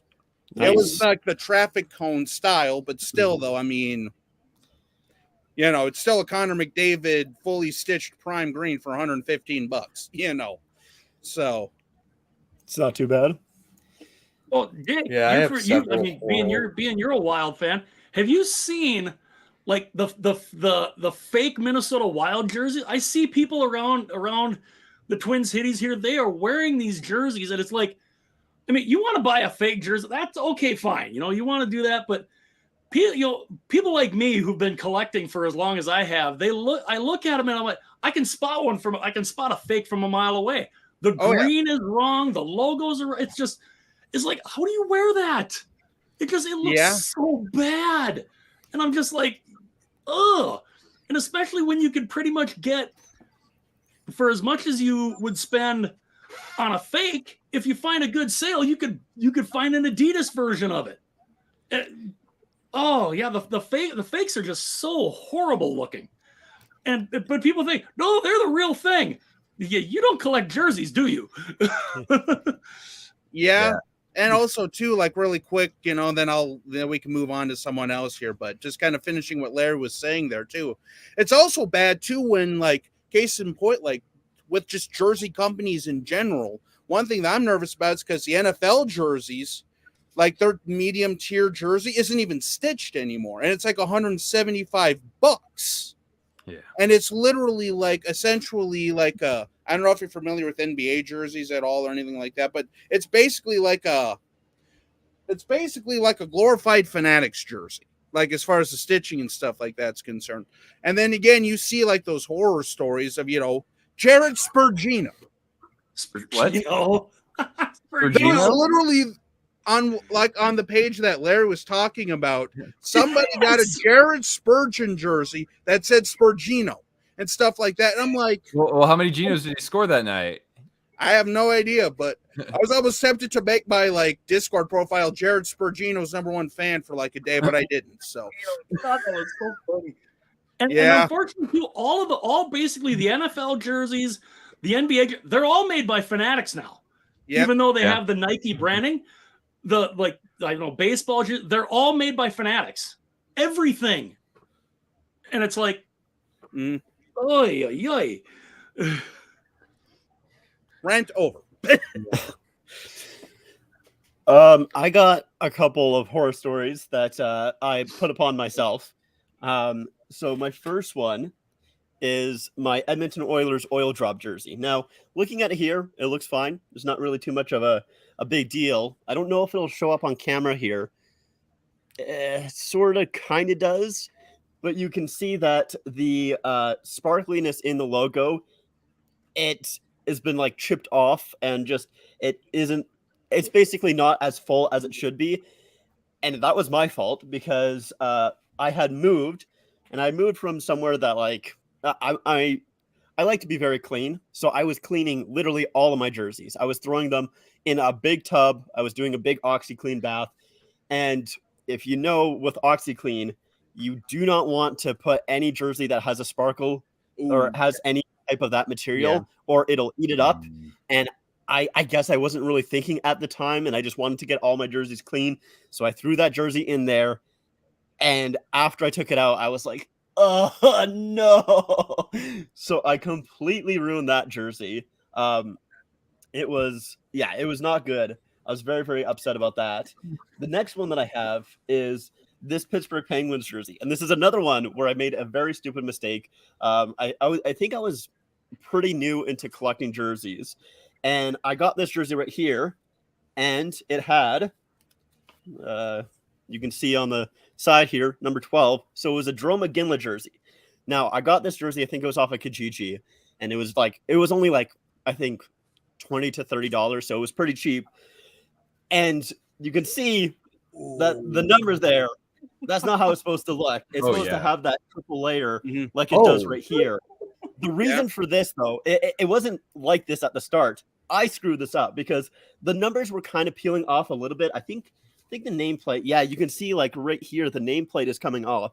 So what I tried to do was I tried to use some like sewing glue or whatever it's called to basically glue the numbers back on. And then I eventually was going to go get it stitched. And it was a few years ago, so I'm trying to remember exactly what I did, but I just royally screwed up. I think I put way too much on, and then I was like trying to scrape it off, and it wasn't really coming off, and like some got on the actual jersey itself, and it was like a huge spiral, and I was like, okay, well, I'm just going to let it dry, and then I'll throw it in the wash. Well, I threw it in the wash, except for I guess I didn't wait long enough to dry, so the numbers completely came off. There is still glue like all on this jersey. Like there is glue like I don't even know if you'll be able to see it on camera, but there's glue on this jersey. I just absolutely ruined this jersey. I don't even know why I still have it because it's not like I'm going to be able to fix it. It's not like I'm going to be able to sell it, but I guess it's just a reminder that don't screw up your jerseys. just be a little bit more patient. That's why you keep them. You can do a video of, jersey horror stories, and you can show it. That's why I still have my original Colorado Avalanche one with the logo that was peeled off that I can say, never dry them. Yeah, you know what? Maybe I will make a video about that. That's a good idea. I just royally f that jersey up. It is like, oh man. Luckily though, I found another because I've been wanting to get all of Iginla jerseys, like every single team that he played for. Luckily, I was able to find another Pittsburgh jersey pretty easily, and also for like $30, so it wasn't too big of a deal. But I was still disappointed. That's for sure. We got this question. I have Justin. several horror stories. Yeah, go for it, Nick. I'm gonna get some water. No, we could go ahead and answer to Justin real quick. Yeah, sure. For me, it honestly depends on the jersey. If I prefer blanks or name and numbers, I usually like wearing blanks a little bit more. It's just, especially sitting down, it's a little bit more comfortable. I can lay back and everything like that, and not have to worry about getting the numbers scrunched up.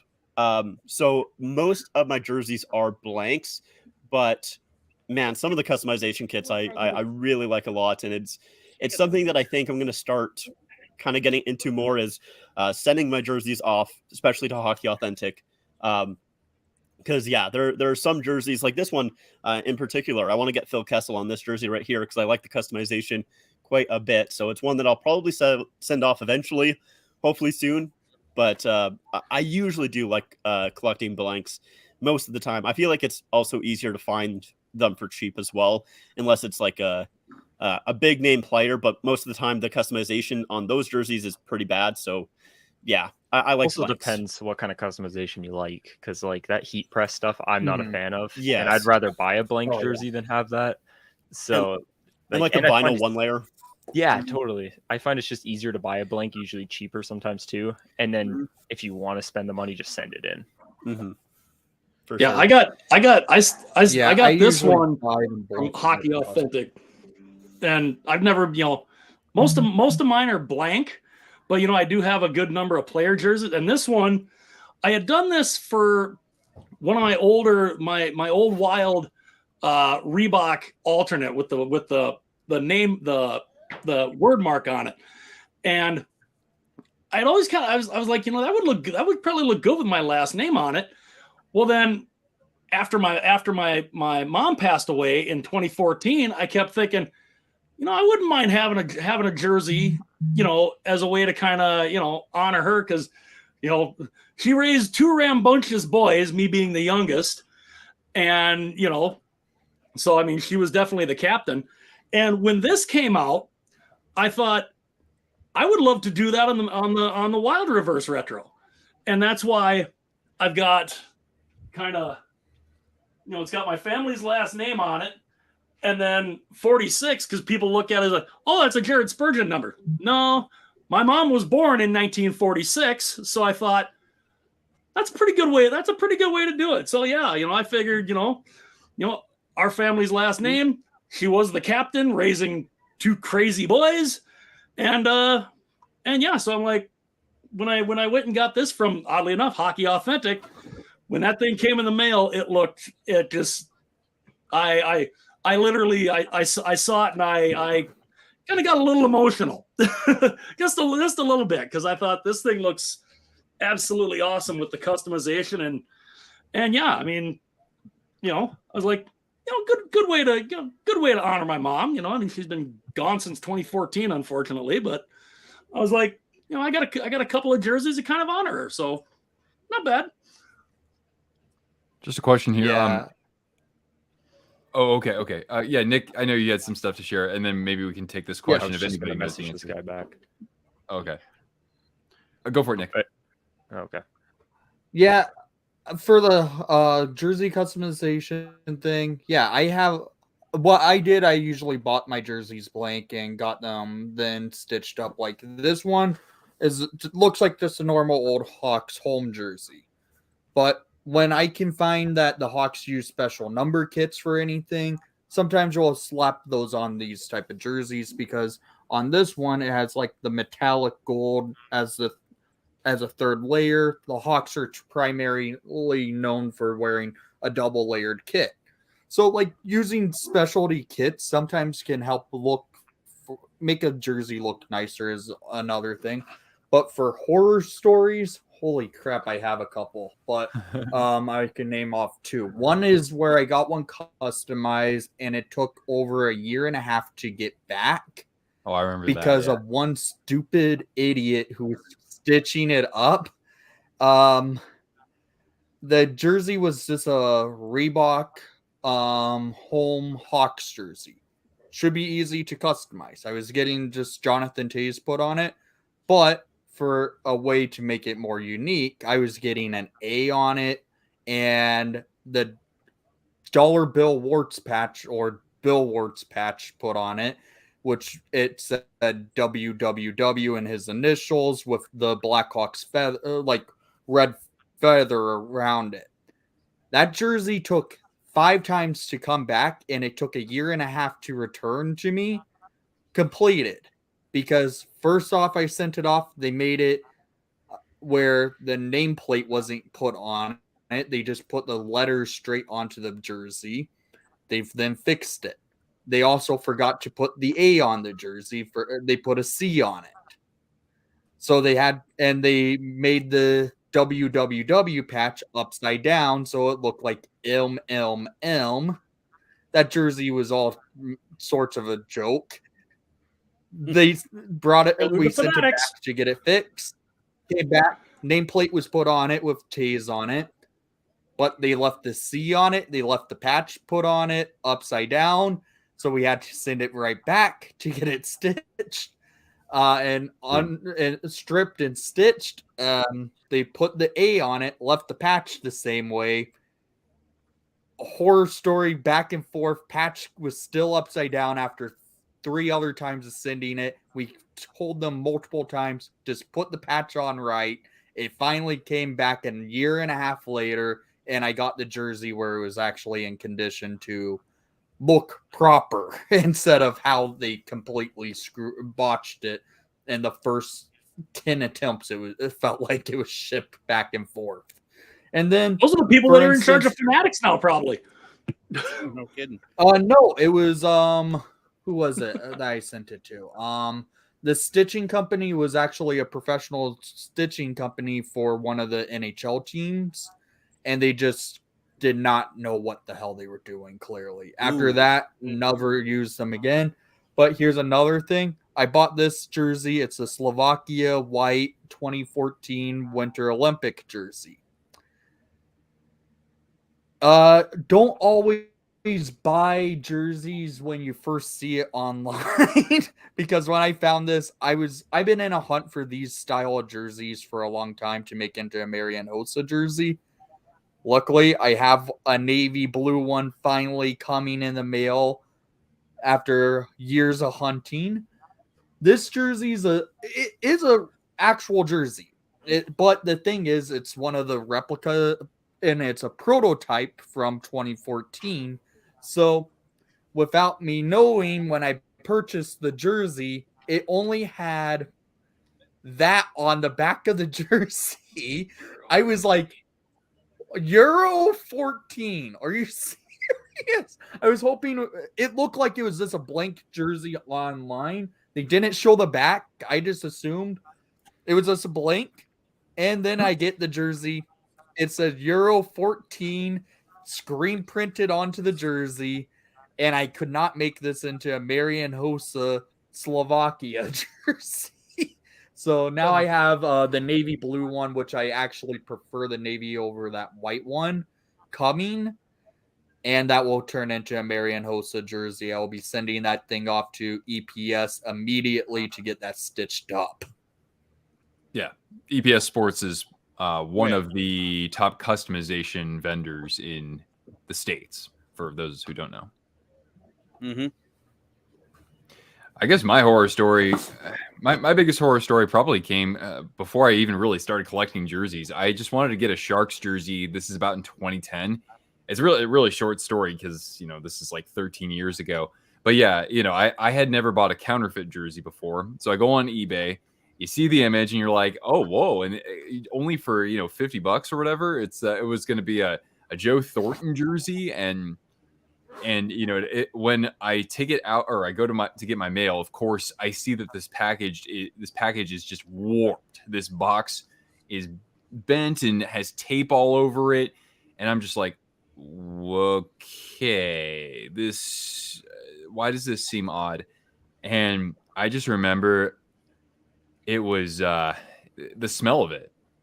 It was, yeah, it was probably from China, or it could have been from, I don't know, maybe somewhere else over there. But obviously most counterfeits are produced in China for sports merch. It just had a horrible smell to it. And I was like, do I need to rinse this off? And so I had to a few times I had to soak it in a full bathtub. And every time I'd come back after a few hours, the water would be brown. And I was just like, God, what on earth is happening? Why does somebody think it's acceptable to produce and send something like this? So that was my sort of welcome to the collecting moment, right? That was my dirt. That was basically getting dirt kicked in my face. Not to mention the sizing of it, right? It's just the sizing is never anything close to what you would expect. It's either too small, the proportions of it are odd, right? So with counterfeit jerseys, I just think that why would you spend $40 or $50 when with something that could happen to you like that, when if you're just a little bit more patient, if you know how to properly look for something on whether that's eBay or from other vendors, for $80, you can find something that is actually of a lot higher quality and normally retails for a lot more than that. So that's, one just kind of standout example as to why it really isn't worth, going for something just because it's cheap. Yeah. And that's always why I say, like, because I'm part of like other jersey groups and stuff like that on YouTube and on Facebook and stuff like that. For me, I always love going to the clearance section, like especially after a season ends or if like a big name player gets traded or something. Because usually you could find like full blown Adidas jerseys or Nike jerseys, whatever sport you're looking at the time, for like half off, 3/4 off, even in some cases, like 75% off. It's like, and then that way you have like a little bit of an idea of what to look for in a jersey and stuff like that, and I've always been one of those who never really cared the name and number on the back per se, unless it was like a predator, for lack of a better term, type of player, like one of those players you look at, you're like, but for the most part, it's just, like I don't really care about the name and number on the back. So it's just more for me being able to like actually get something in hand and look for it. So that way, if you get a little bit of research down and stuff like that, then when you go on to eBay or places like that and you know what you're looking for, I mean, heck, even sometimes misspelling a title of a jersey on eBay can save you $200 or $300, and it's literally the exact same thing.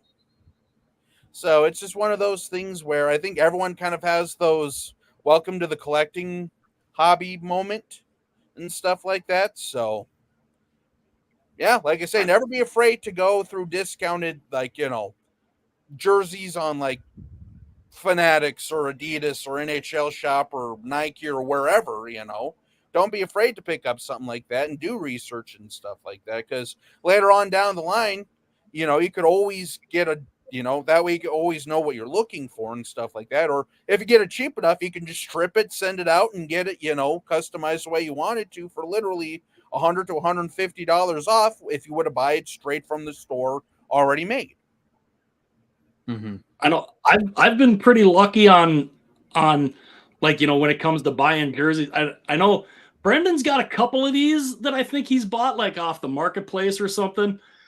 Anytime I see it, I'm like, oh, it's when like you buy a jersey from somebody and they stick this thing, they fold it up, they stick it, and they put it in this little bubble mailer about like this. Yeah. And every time I see it, I'm literally like, oh God, I'm like, what? Why? You can go to the post office and get one of the boxes for like $6-7 that like Sports K ships their jerseys in. The funny thing is, or even like a one of the decent sized bags that like Ben from Ben H Sports would ship it in. I see people put them in these a jersey like this. Sure, let's bundle it all up and stick it in a little mailer about like this. Oh, yeah. the funny thing is like I've shipped jerseys in bubble mailers, but they're big ones, and I put more padding in there too, so I know the jersey's gonna be fine. But and then the post office, I don't know if it's the same in the States, but Canada Post, they literally said if you buy those pretty much made boxes that they have, it's actually cheaper than going with your own bubble mailer. Yeah, exactly. So there's no excuse for people to not ship jerseys in little boxes that the post office provides. It'll just make them last. Because I've had customized jerseys that have had creases in the numbers because it came in just a little tiny ball of a bag. Yeah, and like piggybacking off of BW, I actually remember watching that video of your Edmonton 2.0 that you got where the freaking like patch up here was all bunched up because the patch is rough. Sports Check literally balled it up and threw it. I can't tell you how many of my reverse retro 2.0s from Dick's Sporting Goods I got that were that way. Like you open it up and the jersey just falls out. I'm like, I spent $180 on a blank whatever, Yeah. Let's just say case in point this, just for an example. You spend $180 on something like this, and then you just see it coming, and literally at that point, I've also had this too where the post office literally sent a jersey to someone on eBay in literally just a grocery sack. And I've I'm had like, that happen several times. what? Oh. That was just so annoying to me there. I'm like, no, because I like when I would like ship and stuff like that, like when I sell on eBay and stuff like that, I use like the prepaid priority mail. Like, I don't know if up there in Canada you guys have like priority mail, but down here in the States we have from the post office what is like priority mail boxes and stuff like that, where you could actually go on eBay and like print out labels that are actually like prepaid from eBay. You just take it off of your earnings and stuff like that, and all you have to do is just box it up in a priority mail box and ship it away. Doesn't cost you anything extra and stuff like that. But it was just like, and then like when I did that one time, one of the ladies who was working at the post office, must have been a new hire or something like that, did that. Like it was like, this is going to cost extra. I'm like, what? Like, well, what box can I use and stuff like that? Is it all right or whatever? And then she literally, because I had it, like, because what I usually do is I like try to fold them up, put them in like a couple Walmart bags, kind of tied up, and then like put it into the box and stuff like that. She literally just shipped it in the bag, put the label on the bag, and shipped it. And I'm just like, no, that's supposed to go. I don't even care if you put it in a mailing envelope. Like at that point, I'd be better off just driving it up to the damn person. But anyway, regardless, it's like, thankfully everything turned out well there. And also too, like kind of finishing up my earlier rant about, like how companies ship their stuff. Like case in point, like these big retailers like Dick's Sporting Goods, like Sports Check up there in Canada, and places like that, where you just open up a package and the stuff falls out of it. My reverse retro snapback that you see on top of the jersey was shipped in a mailer bag from Dick's Sporting Goods. It was shipped in the same bag I got like my jerseys from, basically.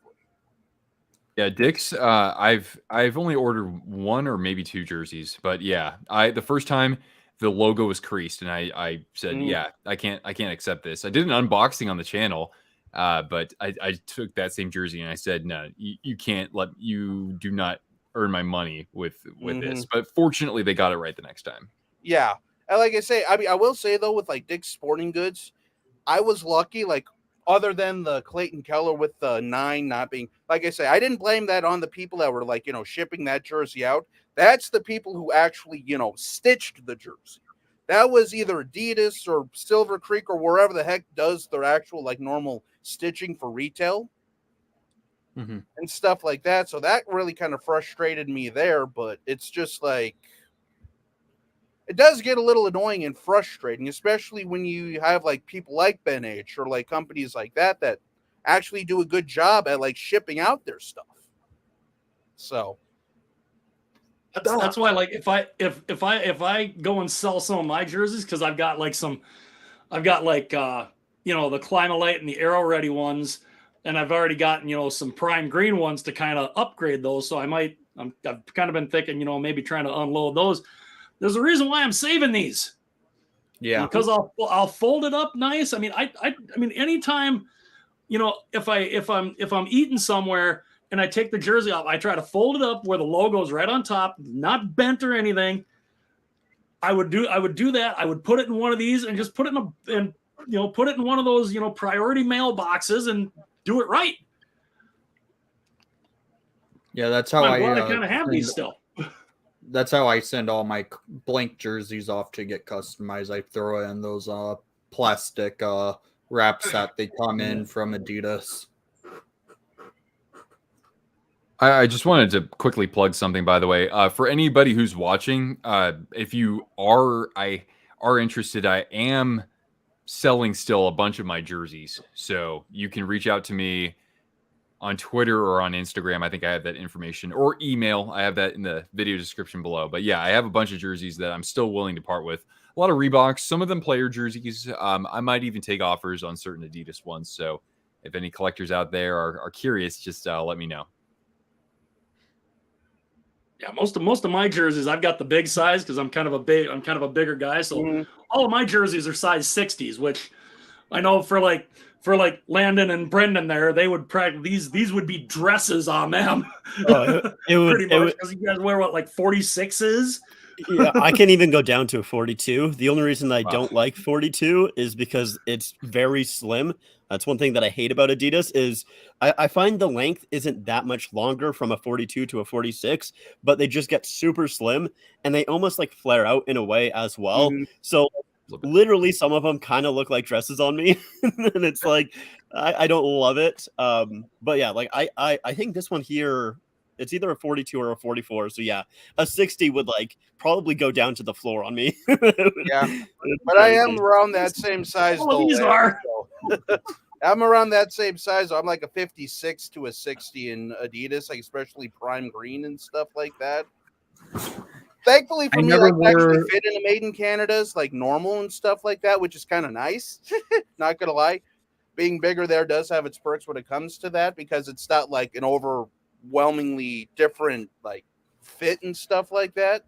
But it's just, yeah, like I always hate how like different jerseys are different cuts too. Like case in point, if you get I always say this example too, if you get 3 jerseys of the exact same jersey, all 3 of them fit different. They're all inconsistent. I love that warm up you had there, Nick. Yeah, my normal jersey size is a 52, maybe even a 50, depending on how Adidas is. They are very inconsistent, I felt.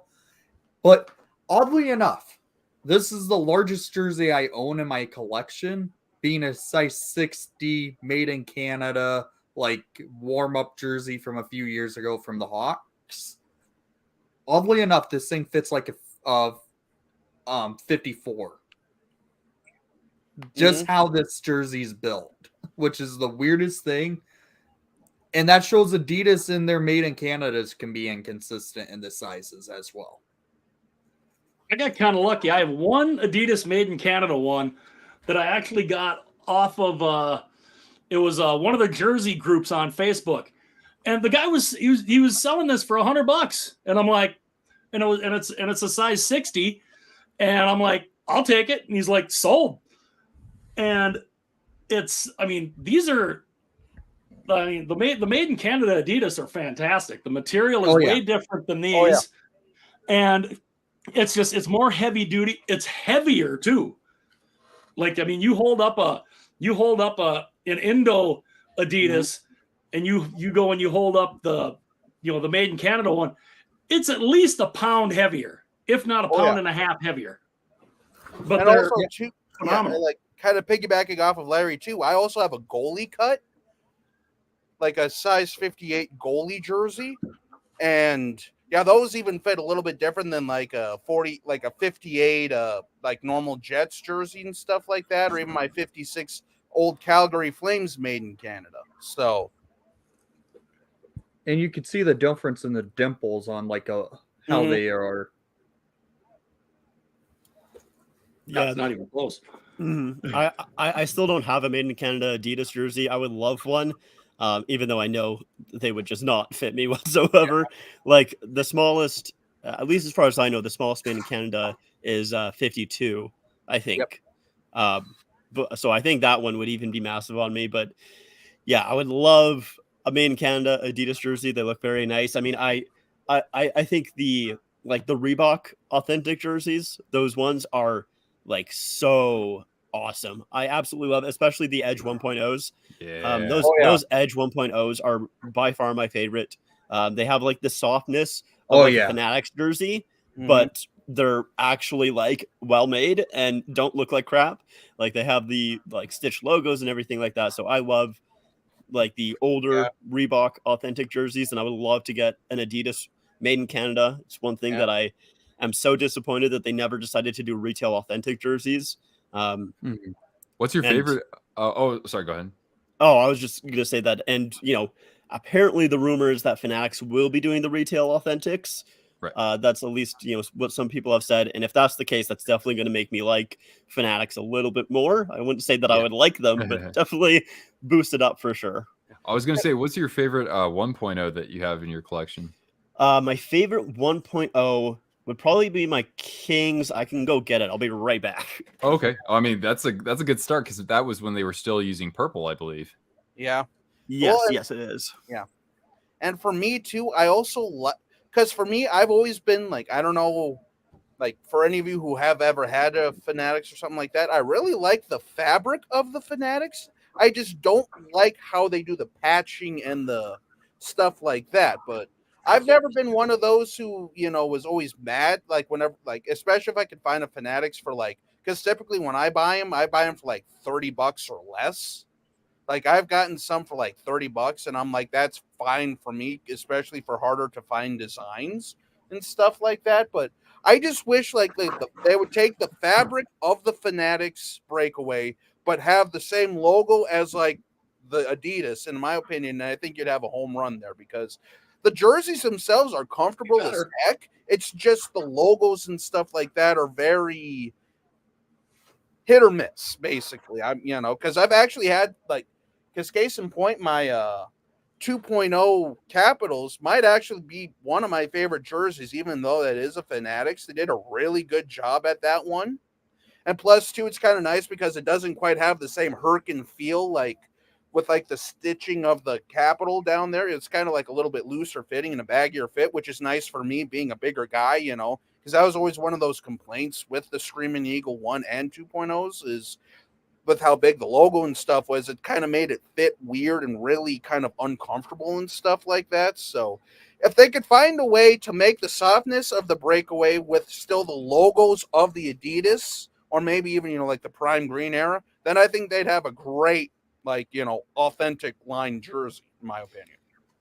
Yeah, I'm with you because, that's the way that I feel about these Edge 1.0. So this is the one that I have. Mm-hmm. Which I love this jersey a lot. I'm not sure if I'm a huge fan of the Los Angeles at the bottom, but yeah, it's so soft. Like, honestly, like, it's like one of the softest, like, materials. Like, even just like, if this was like a sweater or something, like, it's just amazing. I really, really like it a lot. It does have Doughty on the back here. So it's got that nice sparkle to it inside there. Yeah. The only thing that's a little bit of a downside on this one here is for some reason, all of these letters are stitched, except for these two. The D and the O, I don't know if you can really tell, but they're just not stitched on. Weird. I don't know why. It's like someone almost ran out of like the thread but they started at the Y for some reason. I don't know. It's very, very strange. So I need to find somewhere that actually has the proper match, because I almost went to just a regular seamstress. I was getting one of my patches put on my Capitals 2018 Stadium Series. I was getting that patch put on the shoulder, and I almost asked them to stitch this, and they were like, well, we don't have the exact match, but it's silver, so it'd be pretty close. And I almost decided to do it then, but I was like, it's going to look really off if I do that. So I'm still, maybe when I send a jersey off to Hawkey Authentic, maybe I'll ask them if they have that type of thread. Yeah, they should be able to do it at Hawkey Authentic. Yeah, that's what I'm thinking. But yeah, like, it's strange. I don't know why. Like, I would almost understand if the last two letters were not stitched on. Like, they did run out of thread, but the fact that the first two aren't, it's weird. That's for sure. Yeah, since the LA Kings has put their letters right onto the they do. jerseys directly, I think it's because they start with the two middle letters, so the U and the G are the first two letters. That makes sense. And then they like go from there to make it more centered. I think that may have been what happened, and they just forgot to finish it. Yeah, but something. Is your 1.0 still waterproof? I think so. Does water still beat off the jersey if it gets wet? I'll be honest. I'm really not too sure. I think I've only washed this jersey once when I first got it. Because I'm nervous about washing it. Once again, it has that sparkle to Yeah. it, so I don't like washing the ones with sparkle as much as like other jerseys. I'm a little bit more okay with washing those more often, even though I don't like I don't wash them a ton. But yeah, I'm not quite too sure, but I would assume that I'm not sure actually. Because, yeah, I know the reason that they switched from the Edge 1.0s to the 2.0s is because the sweat would get trapped and the players didn't like that. So that's why they switched. Yeah. But, yeah, I'm not sure. I'd have to maybe check. Yeah, it's a cool thing to look into just because I have several 1.0s. One is no longer waterproof after a while of ownership. The rest are still waterproof. They just it depends on if it was used and someone washed it a lot before you bought it. They tend to lose the water resistancy on those jerseys. Interesting. I didn't even think about that, to be honest. It was used. I bought it off of Facebook Marketplace. So, yeah, I'm not sure. I haven't really. I didn't even know that could happen. So, yeah. Interesting. One cool thing they at least did when they went to the Edge 2.0s is the material change. Not sure if you guys will be able to see. They went to the AirKnit polyester, and this is one of my older CCMs, the CCM vintage ones. These ones, the CCM is still my favorite of all of them because I mean. The sizing, I've never had an issue with a 2XL CCM before, and I mean, this thing it fits beautifully, but the material is, I mean, even in the replica, it's the AirKnit is really nice, and it's sturdy. It's not flimsy or anything, and that's another reason why I was hoping when the NHL decided to, try to go. Look for a new hockey manufacturer.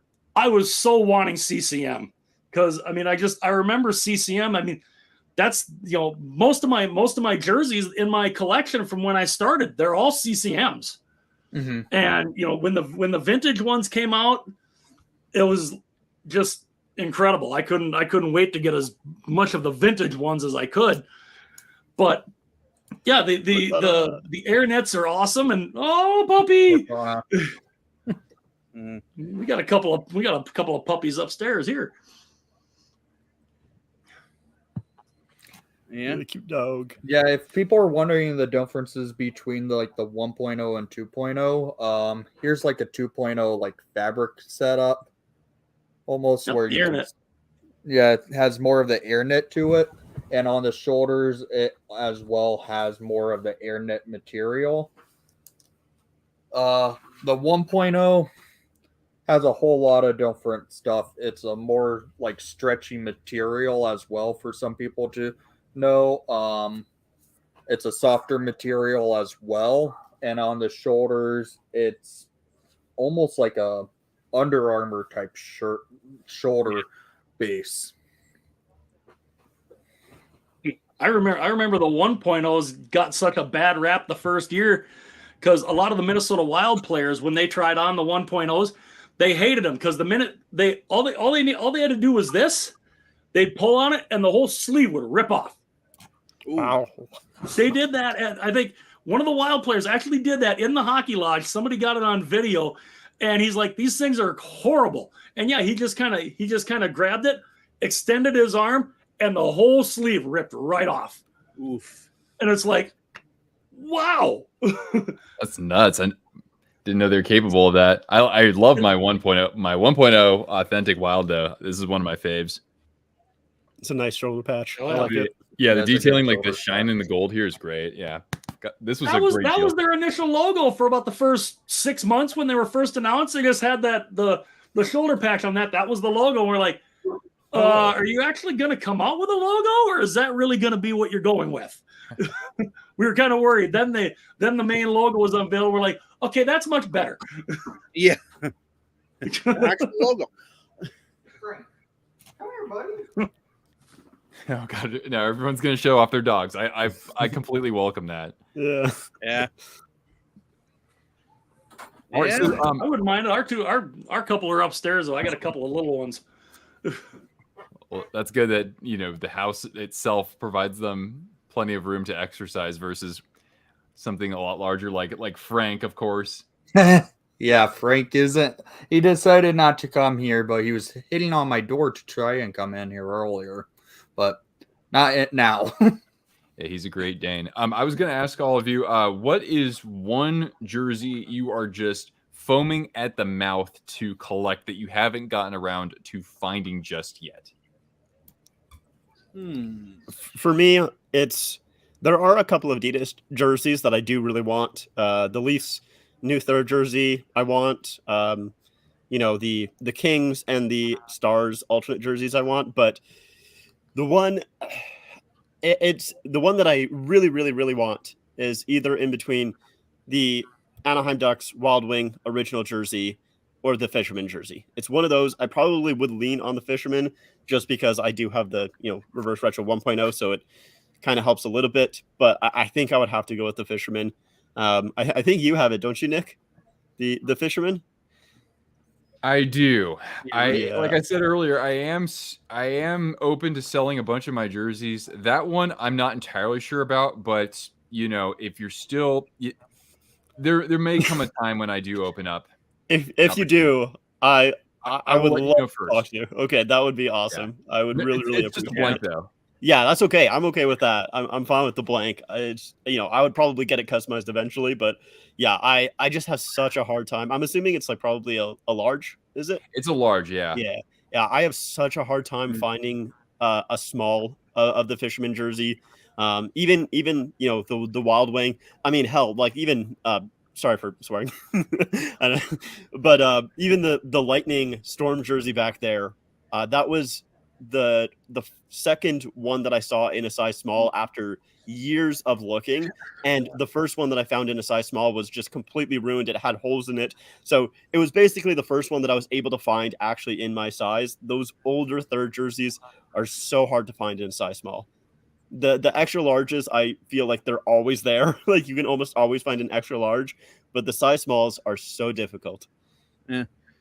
I would say probably for me, if I were to really salivate over like getting a jersey, I would honestly love to try to see if I could find an MIC Minnesota Wild jersey, MIC Adidas Minnesota Wild jersey, because I have 3 made in Canada Adidas jerseys, including one of them, the Winnipeg Heritage jersey I actually got from the actual Winnipeg Jets pro shop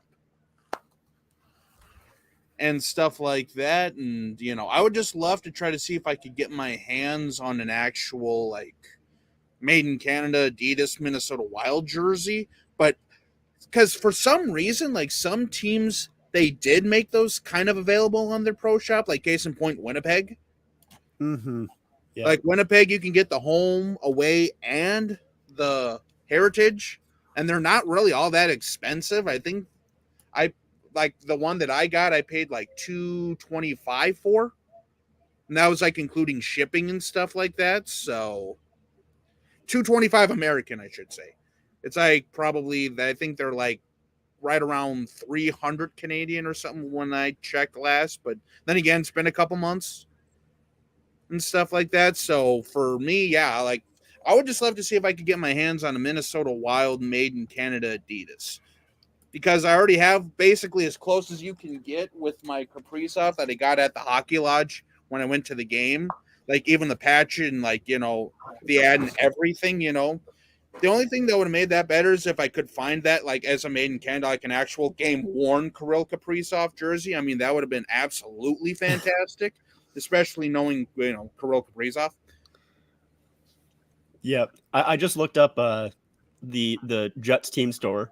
So True North Shop is what it is. Mm-hmm. Right now they have team issued home and aways for $250 Canadian and $300 for that white Heritage. So yeah, that's not too bad, honestly, all things considered. Mm-hmm. And it was like a full run of them too. I mean, well, at least when I checked, they had like a full run of like all the sizes. That's how I knew the made in Canada sizing. Right. Yeah.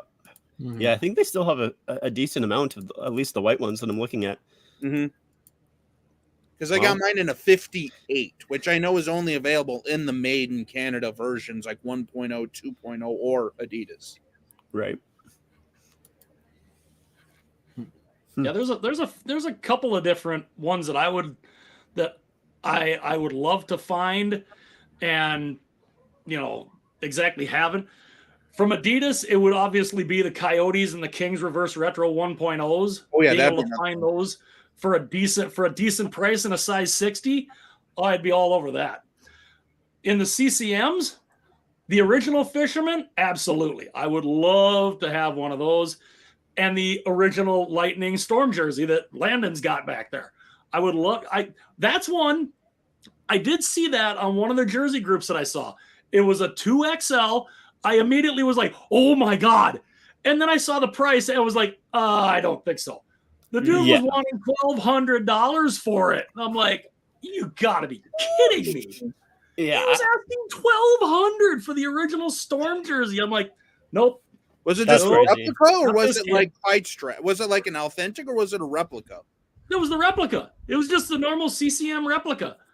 He's wanting $1,200 for it. It's like, yeah, no, I don't think so. Yeah, there's no way. Somebody bought it though. Like 2 days later, it was gone. Somebody bought it.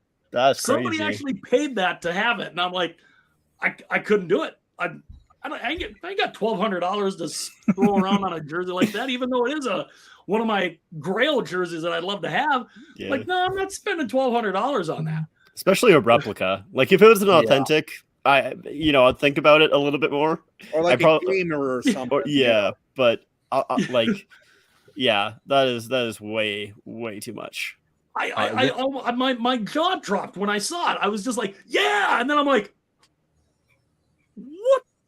Oh, I couldn't believe it. Yeah, I've even seen some like Reverse Retro 1.0 on eBay's, like just normal made in Indonesia's. I'm looking at that like, you want $1,000 for that one? Yeah. No. By the way, I found a made in Canada like 1.0 Montreal Canadiens for like 500 American, made in Canada, and this was just a normal like run of the mill Adidas like Indonesia. You'd go down to your local hockey shop and buy off the shelf. I'm like, what? But anyway, just real quick, this is just a PSA. If any of you or anybody in the chat here is willing to part with a 2017 Pittsburgh Penguins Stadium Series jersey, Mike is looking for one. He's a huge Penguins fan, which is also a very solid jersey. And actually, have any of you here in the chat or on screen here, beloved guests, has anybody here ever bought from the Jersey Baron? Yes.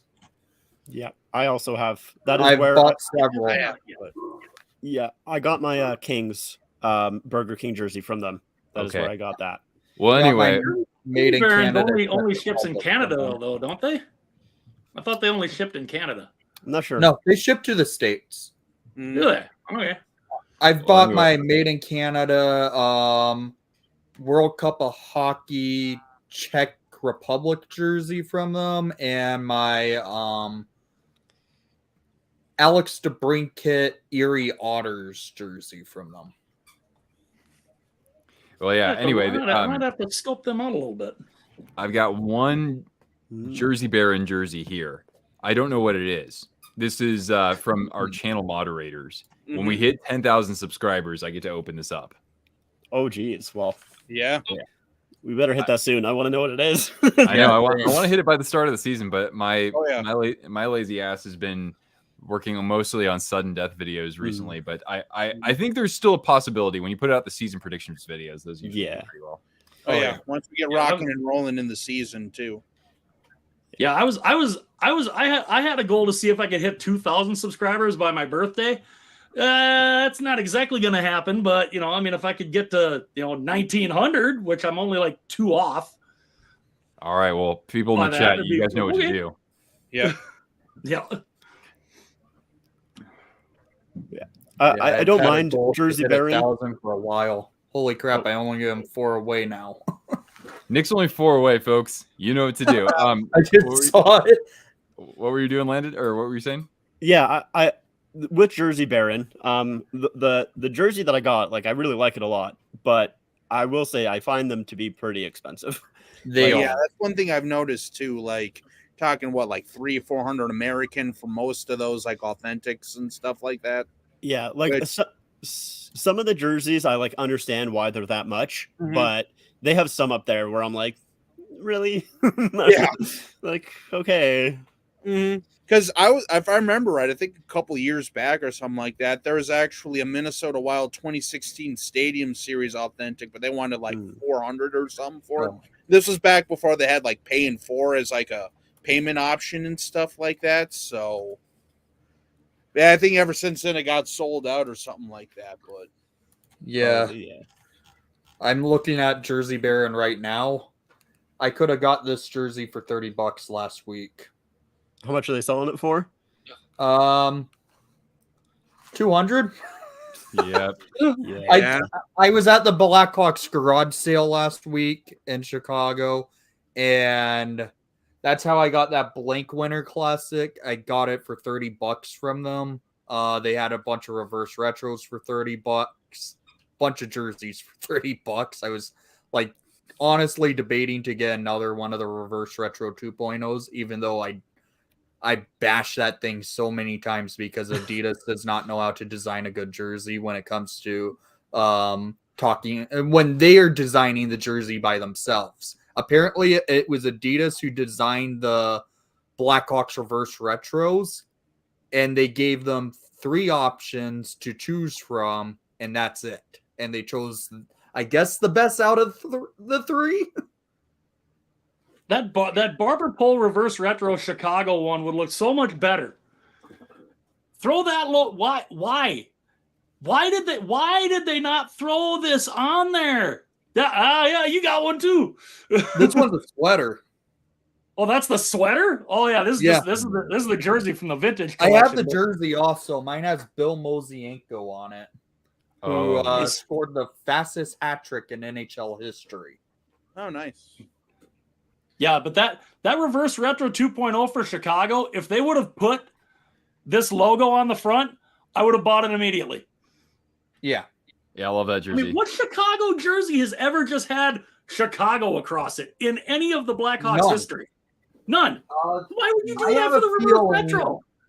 I have a feeling in since the Hawks 100th anniversary is coming up in just 3 seasons, I have a feeling, because the Hawks have kind of hinted at it already, that they're going to do something special. They already hinted at bringing back the old black third jerseys. I have a feeling the Hawks will do what Montreal did and bring out a ton of old throwbacks for games, and it would not surprise me because Danny Wart's already who's the new owner of the team since Rocky passed just about a month ago. I honestly think Danny's going to do something special to make the team have a ton of throwbacks come out for their 100th anniversary. That's what I thought Boston was going to do initially, because I had heard, with Boston being they're celebrating their 100th, I was thinking, oh, they're going to have a whole ton of different throwbacks. Apparently, they're only having 3. Which I'm sure Boston hasn't released their new home and away because aren't they switching up the home and away this year? I think it's only supposed to be for this year, though. Yeah, I think it's just for this year. Yeah, I think it's just this year, and then they're going back to the regular ones next year. But if it's going to be those 1980s style that they went to the finals with the meth bear on the shoulder, I heard it might be in their current template and with their 100th anniversary logo like patch as the shoulder patches, replacing the normal shoulder patches on their normal home and away, and then put the logo they created for the crest on the front and make it kind of unique that way. I heard it something like that. I've heard multiple different ways what Boston's going to do for their 100th anniversary home and away jersey. Yeah, loved seeing that logo when that came out. I'm like, oh, that's the 80s logo with the little extra spokes on the top. I'm like, oh yeah, that looks cool. Nicholas, I'm going to answer you on your question about Chicago changing the logo. I will say I don't think it's ever going to happen. The Hawks are work with a bunch of native tribes already, and they seem to be okay with the Hawks using Chief Blackhawk as our logo. So I don't think the Hawks will be changing their logo ever. Yeah. And on the University subject of North Dakota had something similar like that. They had a Native American Indian head on theirs, which was actually designed by one of the members of the tribe up there in Grand Forks, and they were like, "Why are you changing this?" They did not like the idea that you're taking the logo off the jersey. Why? They were not fans of that when they made that change. And that was in North Dakota. Yeah. On the subject of logo changes, I threw up this poll here. So I'll ask you guys. Maybe this can be our kind of our final sort of topic to weigh in on here. Then we'll be at 2.5 hours. That's pretty great. All right. So we could talk about jerseys for freaking 8-10 hours. If I didn't have if I didn't have a huge deadline, I would say let's go for it. Who knows? And I have to eat and get ready for work myself tonight. Guys, so some interesting news just dropped. What's that? There could be Patrick Kane signing here soon, and it might be with Detroit. Oh shit! Oh God! Are you kidding me? I was hoping Buffalo. I know. I was hoping Buffalo. I'm a Blackhawk fan. Seeing any Blackhawk legend like Chris Chelios in Detroit, if Patrick Kane goes there, that's sacrilege. Well, I got to go live. Yeah, I would. I don't know if it's going to happen, but John Deeds of the Daily Herald in Chicago, he has been one to report early stuff with the Blackhawks like this. He was the one who reported about a month and a half before Jonathan Tay's final game with the Blackhawks. Basically said he's going to be playing his final game probably, and at the last home game of the regular season. So John Deeds is someone I trust when it comes to Blackhawk stuff. The Red Wings just I don't know if this is true, but if that's the case, that will be scary to see because him reuniting with Alex DeBrincat could lead to a solid first line of DeBrincat, Larkin, and Kane. Oh, that's filthy. That would put Detroit back in the playoffs. Oh, yeah. And I think could make them real scary, too. To do it, if they did sign it.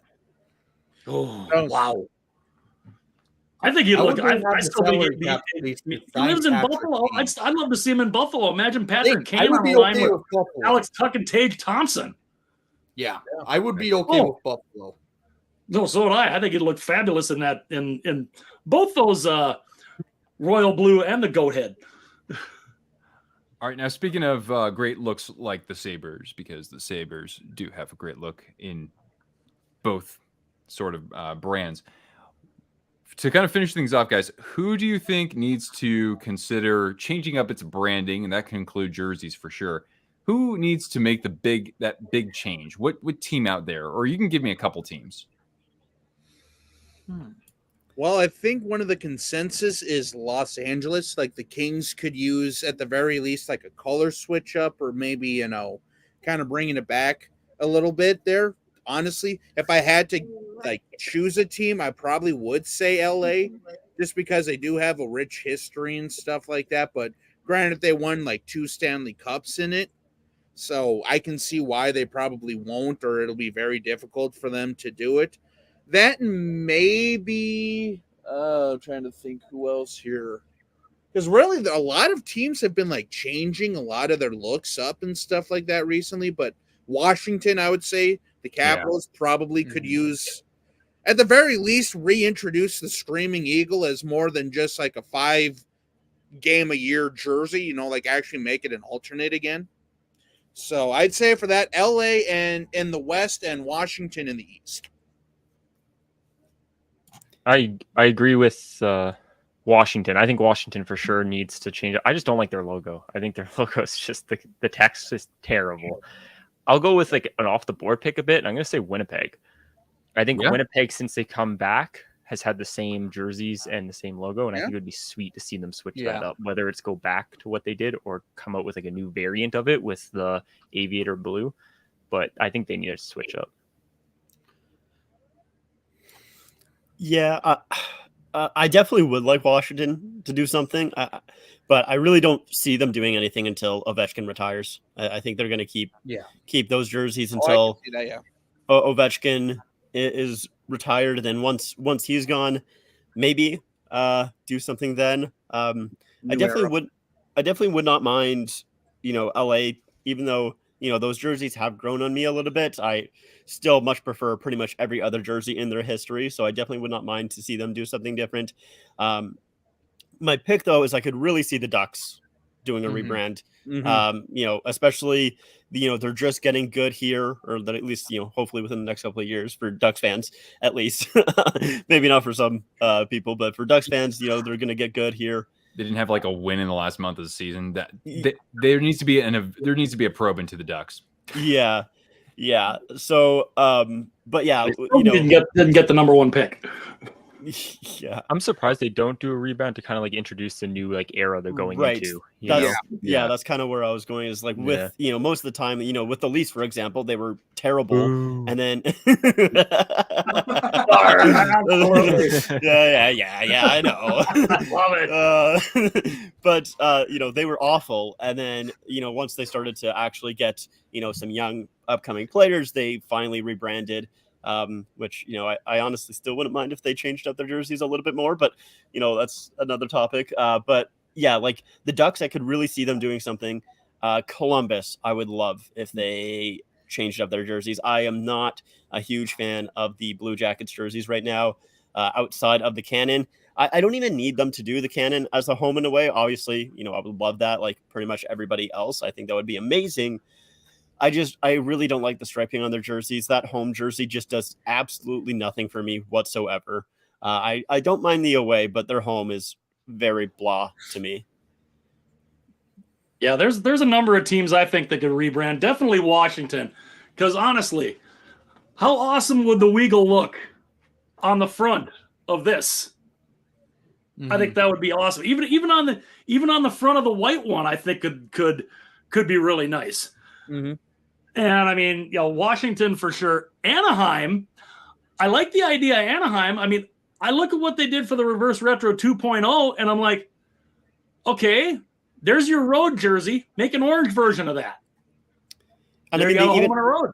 Yeah, they even had that orange third anyways that they used with Reebok as well as Adidas. Like if they really wanted to, they could use that as the home, although obviously they would probably change up the striping. But yeah, there's already a basis there for Anaheim that, hey, an orange jersey with the Mighty Duck logo on the front looks pretty darn good. And they're from Orange County, too. Yes, for sure. Yep. Yeah, absolutely.